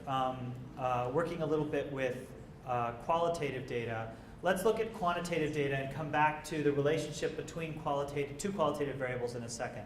So bar plots are handy. What they do, if I'm given qualitative data with a series of levels, like the 6 different races that we had, I'm simply showing them that their height is the number of people that fall in each category.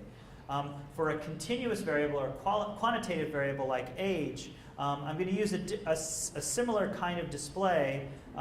This time, though, it's something referred to as a histogram. And what a histogram does is, you can barely see the tall bar at the top. What a histogram does is it takes the range of the data and it divides it up into equal units, equal sized units, and then equal bins, and then it counts the number of things that fall in each bin. So first of all, this is a histogram of age. What immediately jumps out to you as a problem? So on the x-axis, we have the ages that we see in our data set carved up into equally sized bins, and on the y-axis, we have the number of people who fall into those bins that are in those ages. So the bins are big, but what else? The range is huge. It says that there's some people that are 1,000 years old, right? And I suppose there are Methuselahs walking around being stopped and actively frisked by the NYPD, but it feels like that's low-hanging fruit, right? So part of the problem here is that there is an undocumented error code, 999, which means somehow they didn't get the person's name. So you'll have 999s floating around, which makes it look like they're of a certain age. So we can clean that up a bit. So for example, you can ask for the maximum of the age. See, it's 999. You can ask for the min age. There's some fetuses that were frisked. And so perhaps instead what we could do is follow Newark's lead and create a new variable called clean age.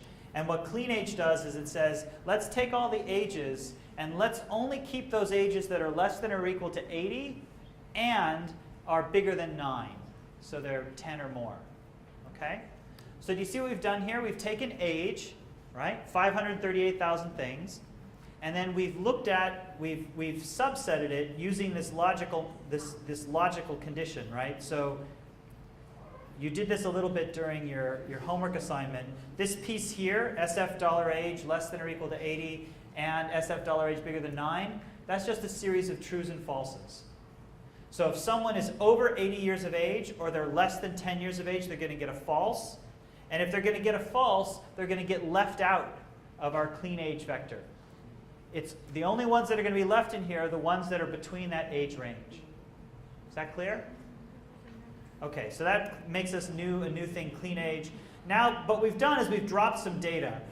And there's a great tendency, like when I teach sort of beginning data analysis students, there's a great tendency to want to drop data and make the data look perfect, right? That number seems too big, drop it. That number seems too big, drop it. And they start to pull things out and whittle away data, right? So you want to make sure you haven't done too much. So let's see how much data we've got left. Clean age has got 530,000 things in it, and there were 532,911 pieces. So that means if we just take the difference minus length, it means that we've dropped about 2,000 cases, 2,500 cases. Okay? So we've taken them and we've dropped them out of 500,000, 530,000. Okay? So we haven't done a bad job. So now we can have a look at those ages. Hopefully the histogram looks a little bit better. So now we have this as our histogram. So now you can see a little bit better what the plot looks like. the ages have been carved up into equally spaced bins, right? Equal space meaning equal number of ages. And then the height is the number of people who in the data set had that age. Does everyone understand what we're looking at here? Okay. There's one tuning parameter you have to this plot, and that is you can control how big the bins are. So here's the same plot but with slightly smaller bins. Okay. So what does this story tell you? What? How do you control the bins? So that was this command here where I said, so main is giving me my title and breaks is telling me that I want 50 breakpoints. Okay? So if I want 20 breakpoints instead, or 2 breakpoints, or 1,000 breakpoints, I'll get it that way. Okay? So what is this plot telling us about age? There's a concentration of people sort of in their 20s. What else? Yeah?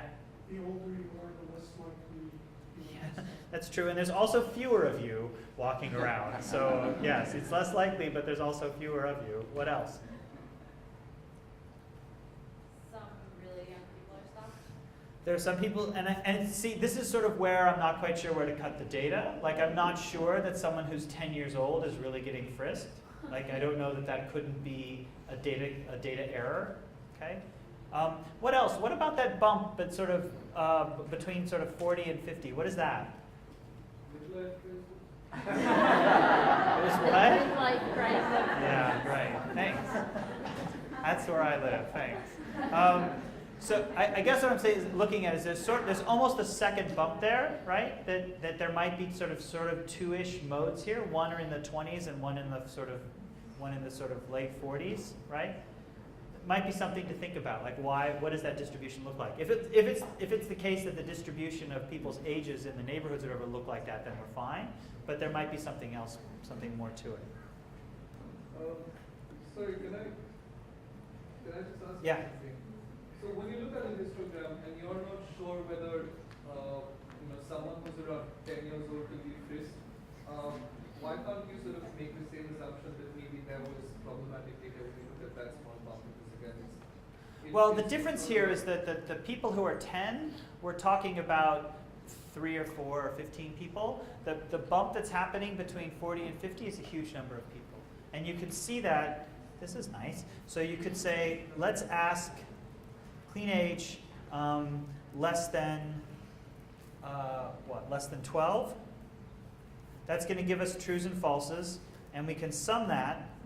And remember, when we put trues and falses into a numeric context, it makes it 1 and 0. So that says that there's 158 out of my 530,000 people who are 12 years or less than 12 years old. Okay, I mean, you might say that that's not right. I mean, this is where you have to talk to somebody. Right? This is where you have to say, wait. Would you stop a 10-year-old? How often does that happen? Then, by the other token, though, you could say how many people are less than 50, and clean age is bigger than, let's say, 39.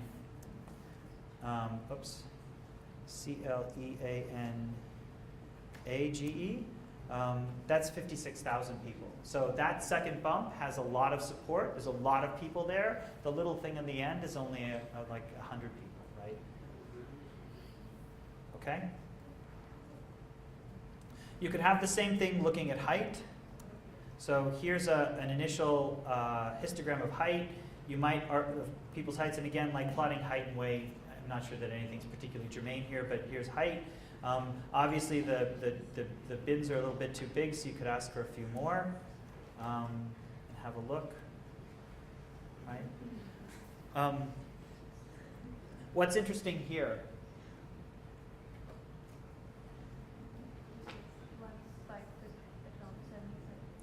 Right, there's sort of a jump here, right? We'd want to see if that was a significant piece. Like, is that like 6 feet tall or something, right? People just say, I'm 6 feet. Also, if you zoomed in, what you'd see is that this histogram isn't sort of stacked up next to each other, but instead what you see is everybody reporting their ages in inches. It's not fractional inches, but these bars are sort of separated because they're individual inches being reported. What else is interesting here?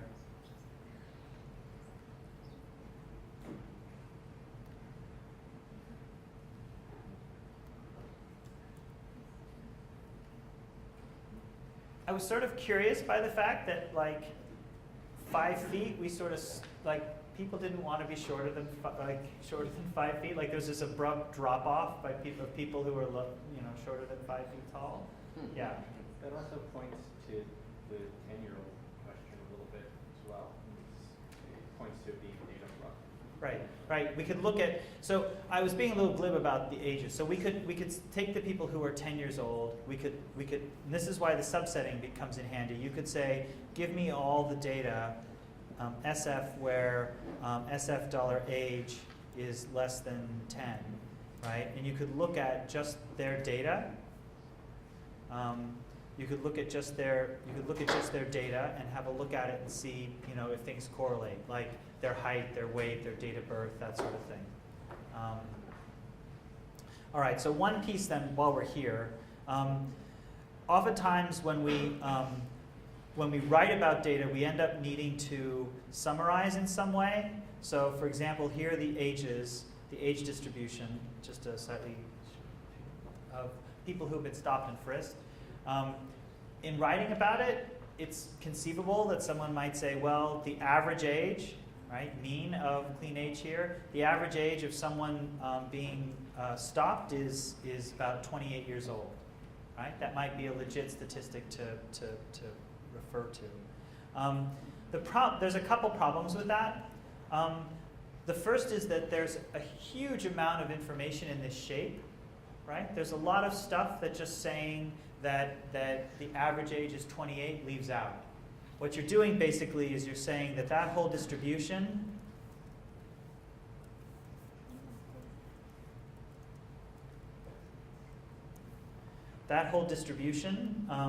is summarized by that one number.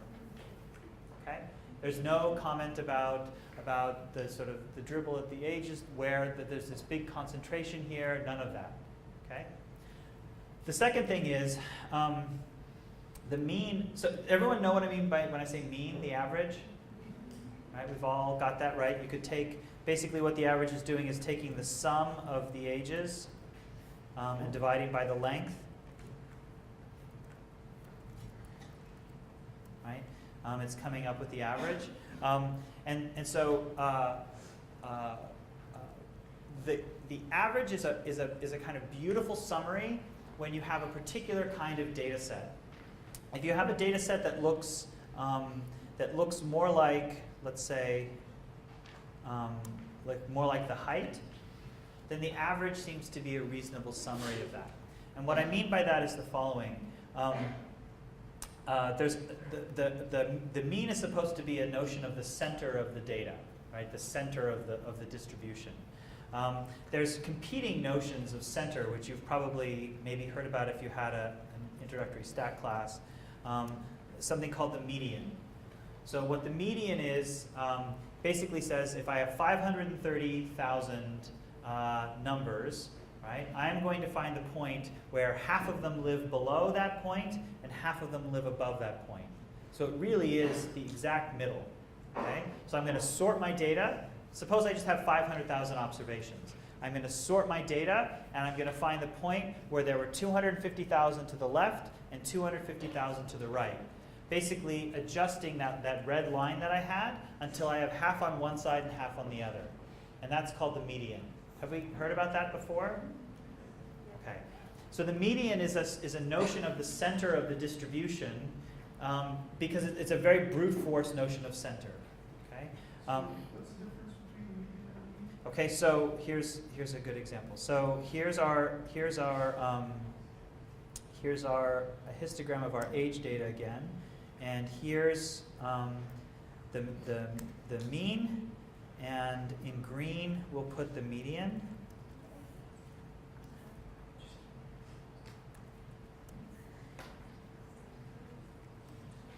So in this case, the median, that green line, there are as many points below the green line as there are above the green line.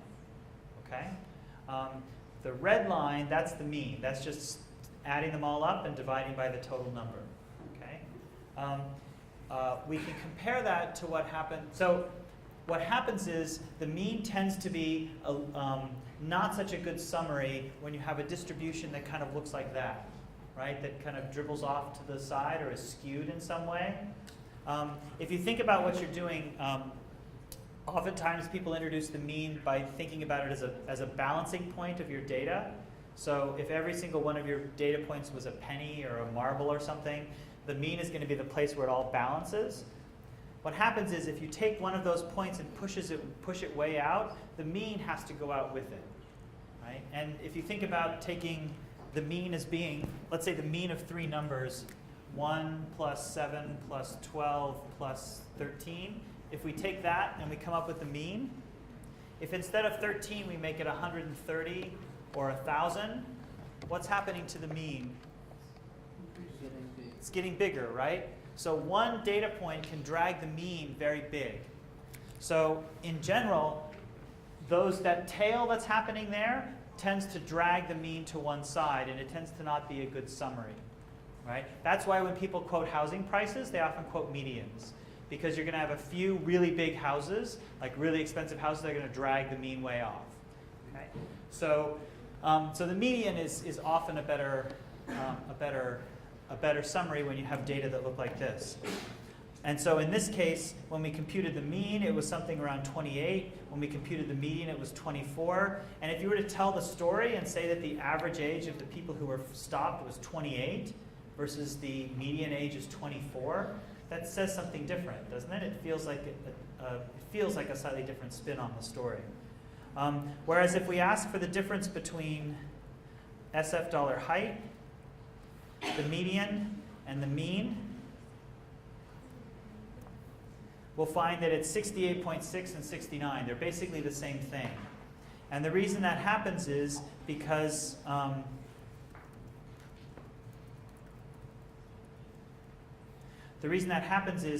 in this case, the height distribution has a nice property. It's symmetric.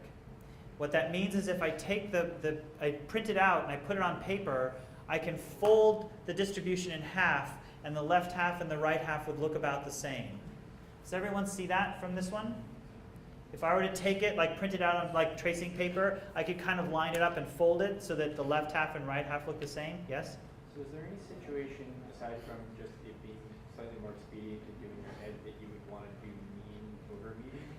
Well, so I think, so actually let me finish with this point. Does everybody see that if I fold this, I get a symmetric thing?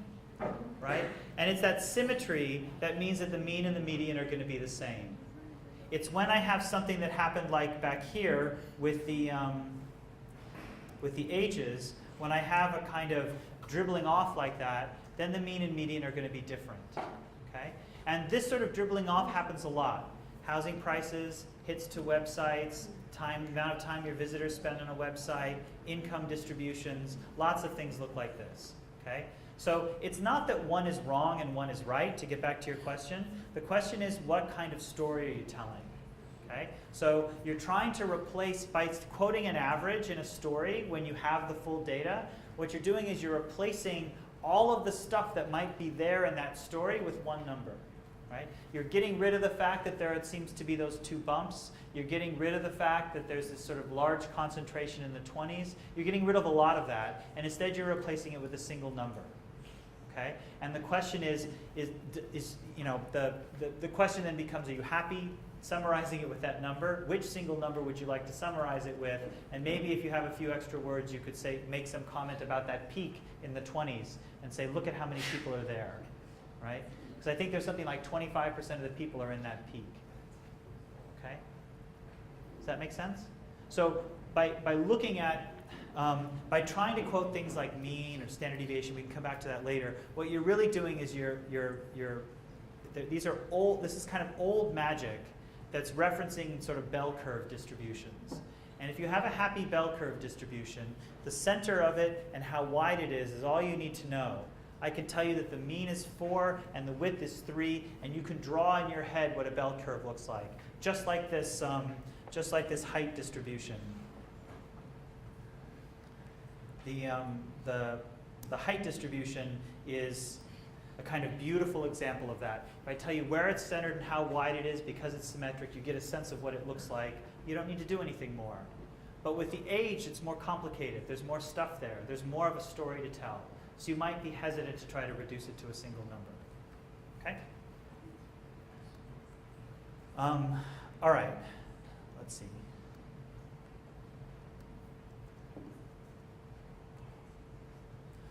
Okay, so the next thing I thought we would do is spend a little time playing with things like transforming one variable and making it into another. So let's have a look. In addition to the median, we can also look at places that divide our data into, let's say, quarters. So a quarter of the data for our ages lives between 0 and 19. Another quarter of the points can be found between 19 and 24. Another quarter between 24 and 34. And then another quarter 34 higher. Okay, so if I'm just looking at, if I had 500,000, I'd have 125,000 up to 19 years, 125,000 between 19 and 24, 125,000 between 24 and 34, and 125,000 34 plus. That's dividing the data into four parts. I can recode that, let's say taking the ages, like here's head, by the way, is a function that just gives you the first few of something. So head of SF$age just gives me the first few ages. So we have 28, 20, we have 2018, so on. I can now cut these ages into these different points using the points that we identified before, the 0, 19, 24, 34, and so on. I can cut them into pieces and then have a look and see that instead of my actual data now, 20, 18, 19, I now have the ages between 19 and 24, the ages between 0 and 19, the ages between 0 and 19, the ages between 34 and 80, and so on. Okay, so I can cut the data into pieces. I can cut it into those units, and I can even take a table of those just to make sure that we have about the right numbers. Table. And we'll see we have about the same number of things in each category. It's a little bit off because ages are registered in whole numbers, 23, 24, 25, so it may not be possible to find a cut that's exactly divides it in half, but there's about the same number in each category. Do we see that? So now we could ask, how does age relate to whether or not someone is going to be, let's say, frisked in one of these stopping incidents? So for that, we could maybe make a table. Here's a table that the different ages are on the side, and whether you were frisked or not, 1 you were and 0 you weren't, is here on the two columns. What does that table tell us?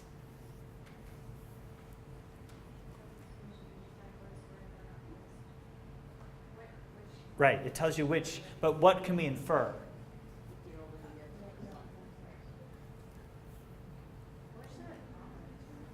You wish what? Commas. Yeah. Yeah, I know, sorry. Well, we can make a graphical display that gets at what you described. Pardon?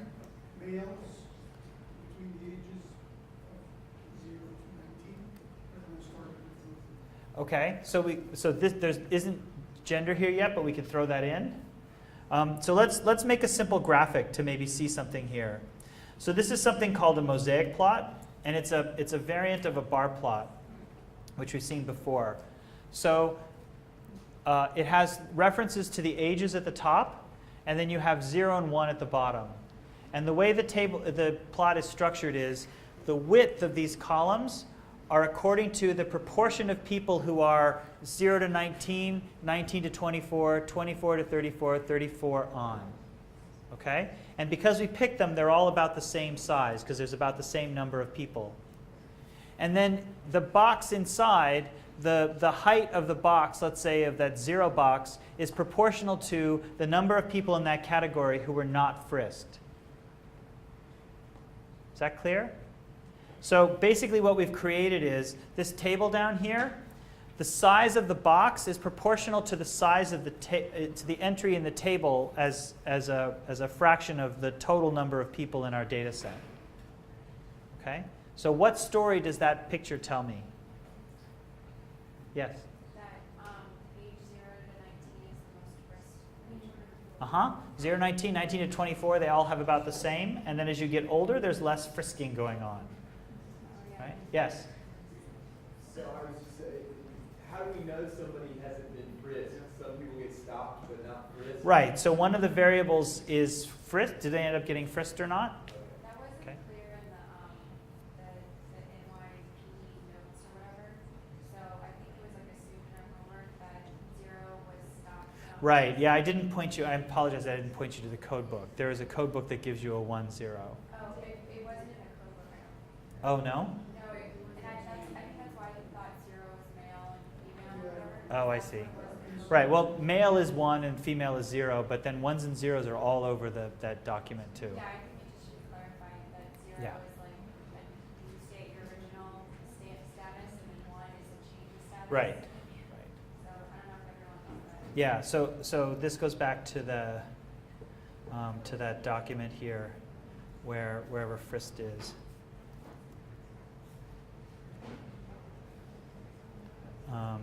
Oops.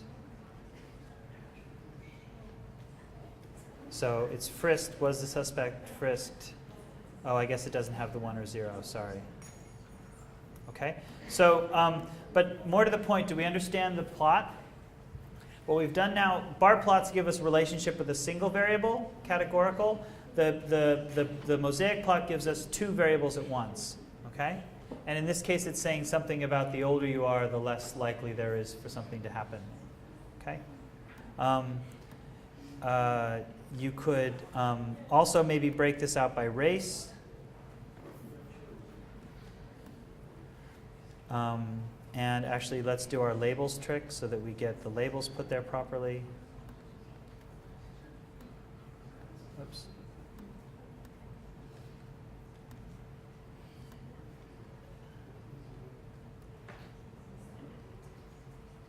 Should I really just kill that? No. Now that you don't pick the age range. Pardon? Now that you're not picking age range and you're not the one picking, the widths are wildly variable. Right, that's right. The widths are very much different now.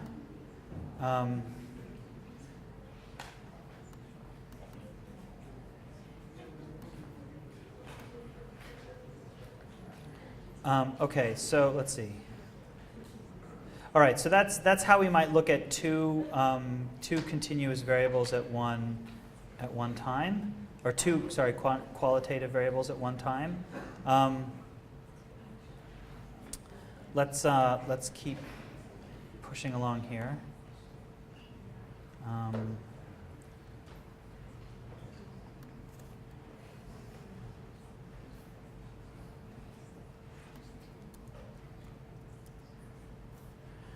Okay, so that was that one.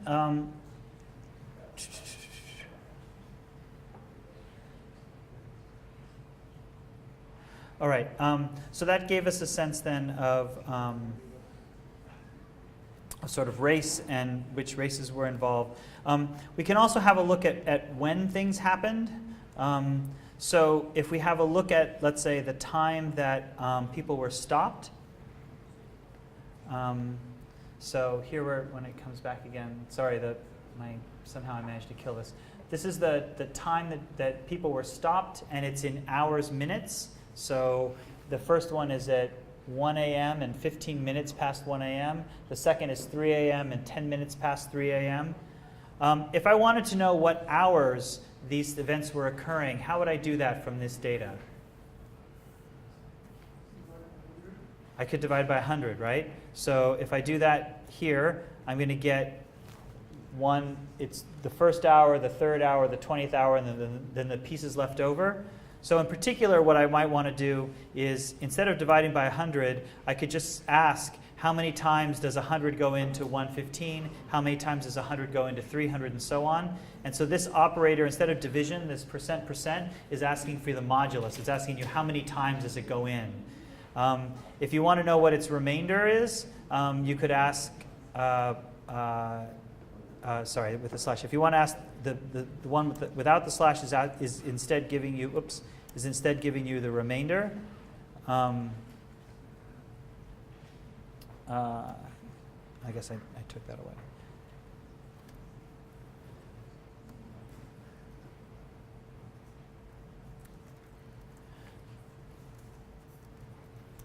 So that's giving you the remainder, and then this is giving you the number of times it goes in, and then this is the actual data. Okay, so we had 1 o'clock in the morning, 15 after. That if 100 goes into that once with a 15 remainder, so you could have a look then at what hours were involved by doing simple addition. So we can do a table of the hours.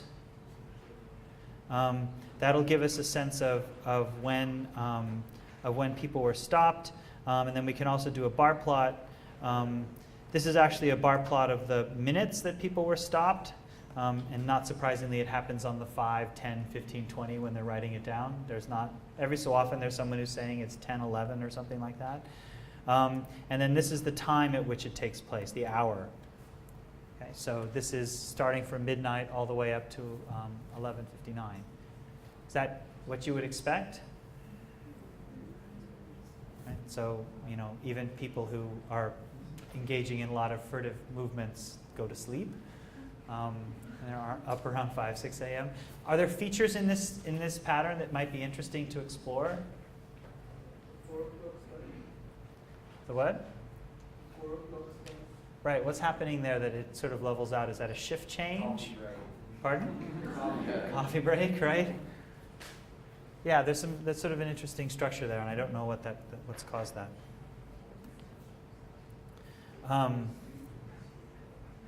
You can also ask about date stops. So you could say these are the dates, they're month, day, year. So you could divide again by a very big number to get the month out, and you could then make stops by month. What do we get from this?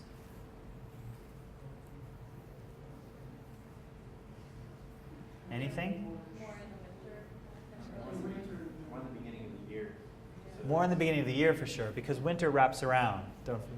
We're back in December, right? Yeah.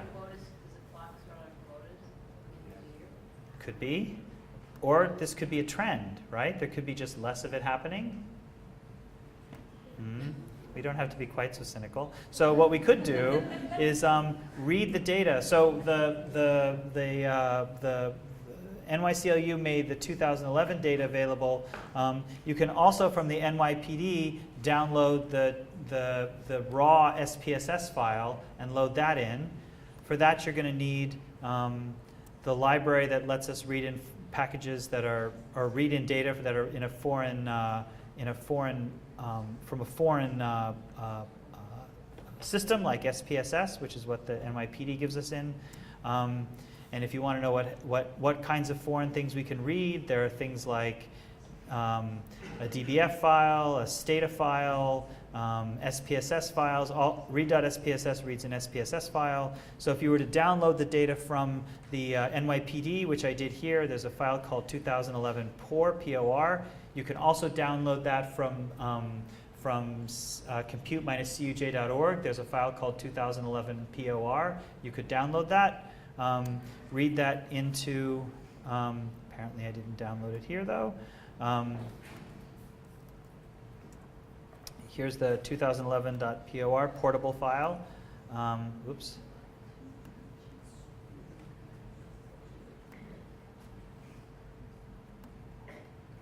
So we can save it, basically just download it, and then we can read it in. That'll create a new data set. It'll again create another data frame. This time now, instead of depending on the New York, the Civil Liberties Union, we're pulling it directly from the police department. You could have a look at it and see how many people are involved. It takes a second to read, but then when it reads, you'll see SF2 up there. So this one now, the names are a little bit different. Everything's in caps. Apparently the NYPD finds it necessary to yell at you through their variable names as opposed to whispering quietly at you like the New York Civil Liberties Union.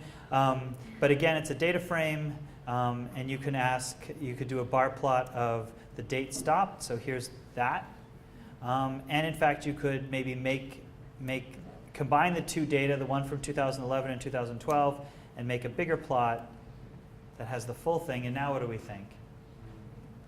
So now we're going 1 through up to 12, which is 2011, and then 1 through 12, which is 2012. Now what do we think? There's less consistency now. In the first 3 months, there's still majority of stock.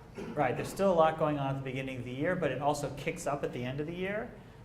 But then again, we still see this big drop toward the end, right? So it could be that something's dropping. We can keep adding data like this to get sort of the fuller picture. NYPD again makes it available to 2003. All right, so the next thing we're going to do is have a look at some spatial stuff because we're going to finish with some mapping.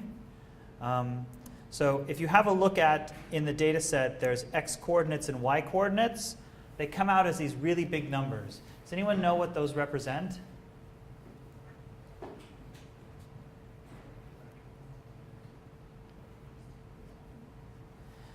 Do these look like lat long? Lat longs are usually like in degrees, right? So this is in something called the state plane coordinate system. It's basically, I think I have some slides on that. It's basically a, as an aside, when we were talking about histograms, the knob that you turn to do bin width, this is an old and lame and stupid example, but it's the most convincing one I found so far. This is a reason why you might want to take bins of different sizes. So here's a histogram of income. This is just such an awful projection. In the UK, this was 1983 household incomes. So here's what happens as we start to make the bins narrower and narrower and narrower. What do we see happening? And narrower still? It's more normal. It's a little, well, but what's the obvious thing that's sticking up? It's a lot hairier because the bins are tighter, but what is the obvious? There's one big feature that'll poke you in the eye if you don't watch. Very big, low income. There's a big low income peak, right? That wasn't so obvious when you didn't have it refined enough, right? It just got glossed over. But as you started to zoom in, you saw that peak appear. That peak's a story. Well, I mean, it's not an interesting story necessarily. This is about pensioners who are on fixed income, right? So as you play with that knob, things start to appear that might not have been there before, or you might not have noticed before. Okay, so so the state plane coordinate system basically takes the United States and maps it out like this. And each region then is given a sort of set of coordinates in a plane. So we're not living on a flat, post-Columbus, we're not living on a flat terrain anymore, but it tries to divide things up into pieces of flat terrain. And so the New York State plane coordinates, we're FIPS 3104, which has got Long Island and New York City. It's basically a grid that is laid down and is as close as possible, given the curvature of the Earth or whatever, kind of flat area. And the coordinates are in feet. So the data that we're getting here, these x coordinates are in feet from an origin, right? So we could just plot them if we wanted to see what's there. So this is now a scatter plot of the x coordinate and y coordinates of the 500,000 some odd stops in our data set. And it sort of gives kind of a remarkable piece of the train, right? Okay, how can we improve this?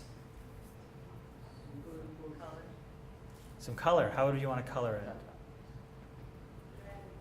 Red? Awesome. Yes, we can make it red. We can make it many colors though.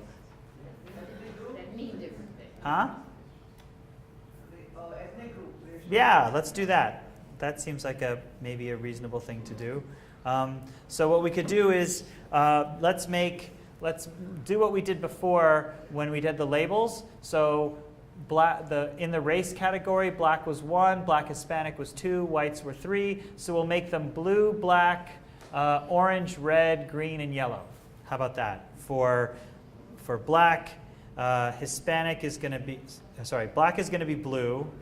Hispanic is going to be black. I tried to avoid the kind of black and black mapping. Anyway, Hispanic is orange, white is red, Asian is green, and Native American is yellow. So let's have a look at what that looks like.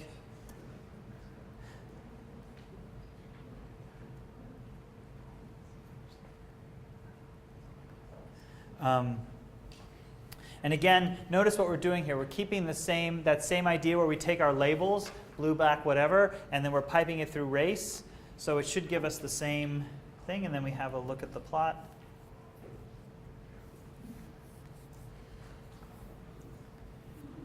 So again, blue is African American, so you can see sort of areas. Basically what we're looking here is the demographics of neighborhoods. Right? You'll see it's hard to see, but there's a spot of green down here that's Chinatown. Anyway, so this is maybe one thing that we can lay on top of it. We can also have a look at some more basic mapping. I mean, the lucky thing here is that, or maybe not so lucky, the police department's been exceptionally busy, so it feels like there's no part of the city that hasn't been stopped and frisked at.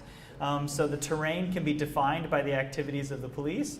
But it might be nice to sort of draw in the precincts and draw in Staten Island and show where there's water and what have you. So we can include some extra tools for working with maps.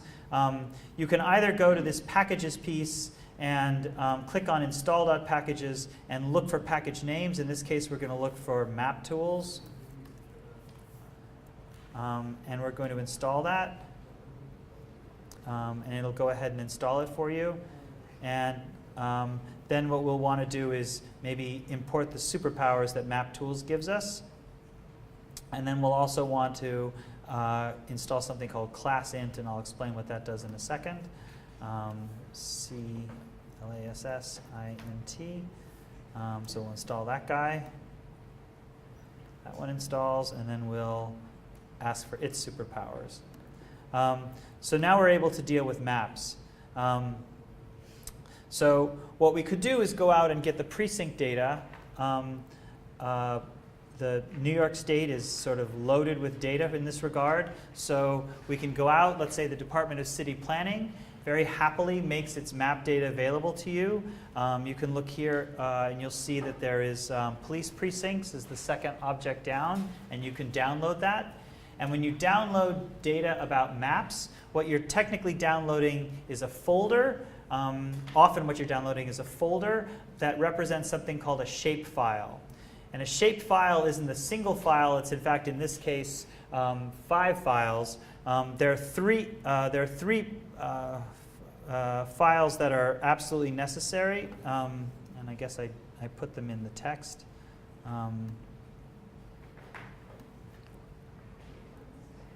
So there's 3 files that are absolutely necessary. There's a .shp file that represents the geometry of the precinct, a .dbf file that represents all the data, the database that we know about the precinct, and then an shx file, which is like an index file, which allows computer programs to manipulate the geometry quickly. Yes? Can we reasonably assume that this is key to the same state plane coordinate system? Yeah, well, I wasn't so sure that you could reasonably assume that, but you in fact can. A lot of municipalities make data available in the state plane coordinate system because somewhere, I think in the 80s, everybody got the religion and everything just went over to it, right? And part of the support for it is the fact that if every single department uses it, then it's really simple. Then you can combine data in this way. So we can download the data, and then we can download the data that I just showed you. Here, if you go through, if you click through for the shapefile, if you just Google shapefile New York City police precincts, it takes you to this web page where you'll see the second item here says police precincts. It has a happy little thing floppy disk to download. You can download it. You get this file that I described, and you can then, it's in your downloads directory, and then you can just execute it like, except that I didn't download it here. I put it here though for you guys to have if you wanted. Okay.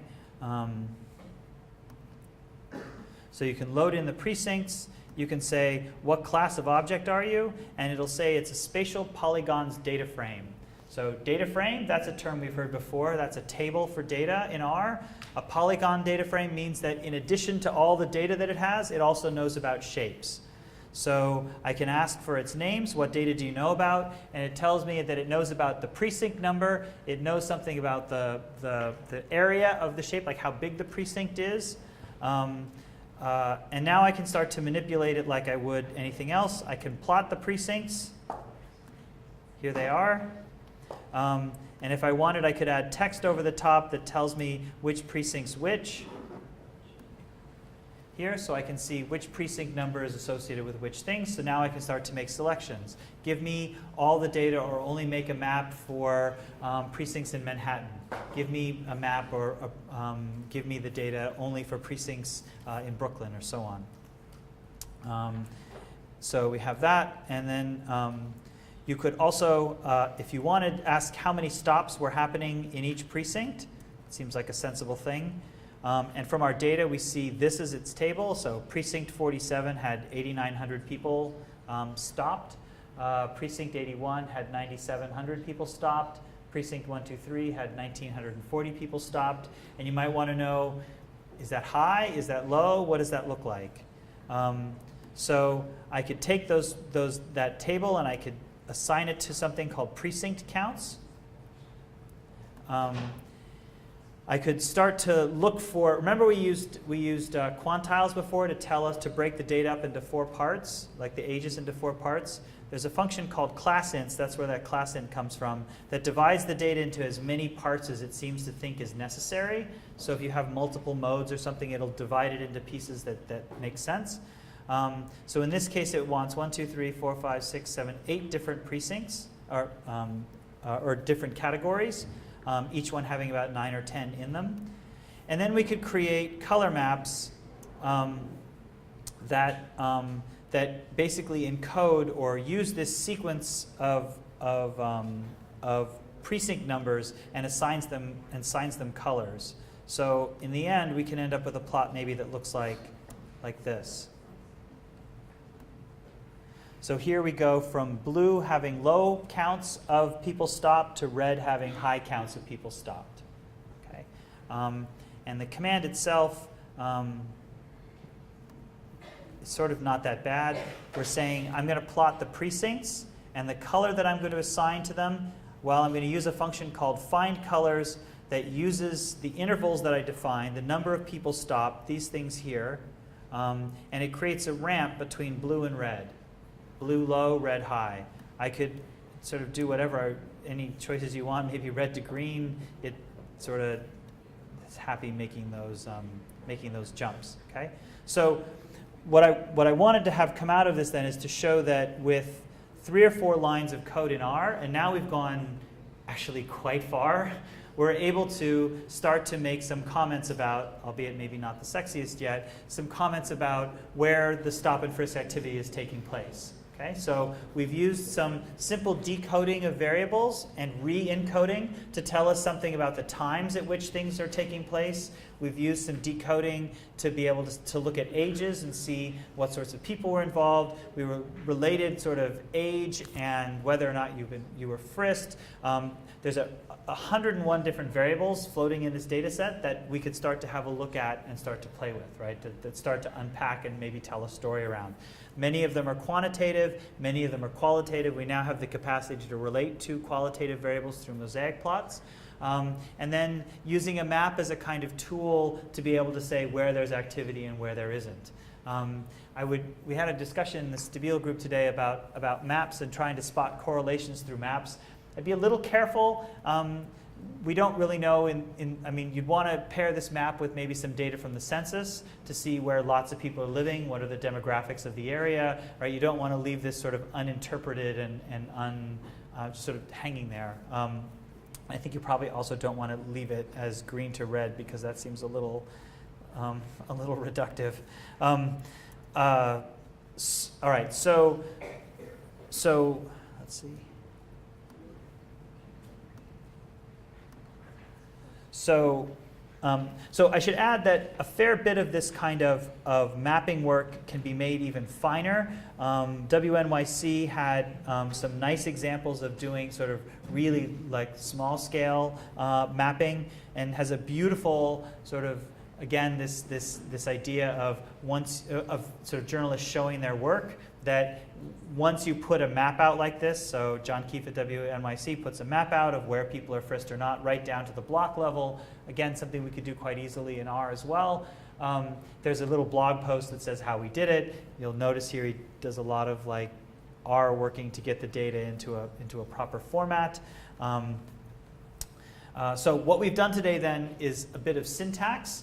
We've maybe spent a little too much time thinking about subsetting and how you extract data from the data that you're interested from a data table, but it turns out that that's something that you do again and again and again. So getting clever at how you do that and understanding how you do that is really important. We've used some tools for recoding. We've looked at some ways to do some sensibility checks. Could people be really 999 years old? What might that mean? We've looked at how to compare two or more variables either through scatter plots or mosaic plots. And we've looked at how we could manipulate both time series as well as spatial data. So as we go into the next round of these, where should we head next? What's our, I'm open to adapting where we're headed next to particular kinds of data. Text, perhaps?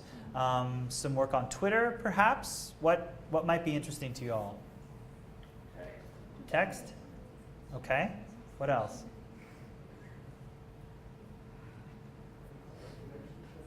Pardon? Election trends, like election numbers. Maybe interpreting polls in a more consistent way. Okay. What else? Twitter. Others? What would Twitter involve? API. Pardon? Yeah, maybe hitting the Twitter API and saying, I published something. How many people tweeted about it? What do they tend to look at when they look at things, right? Basically doing a little bit of, I think I showed some animation on the first day, unpacking some of that, perhaps. Yeah? Other things? Has this been helpful? Just long, maybe? I feel like you guys are sort of didn't have enough cookies or something. So I'm not quite sure where we are. All right, unless there aren't any questions, maybe we'll end early. I'll give you back more than the 10 minutes that I stole, and we'll meet back here on Monday. I'll also have another thing for you to do with this data over the coming week. Does that seem okay? Okay, awesome. Thank you. Yeah, save it, please. All right, thanks. I'll see you guys next week.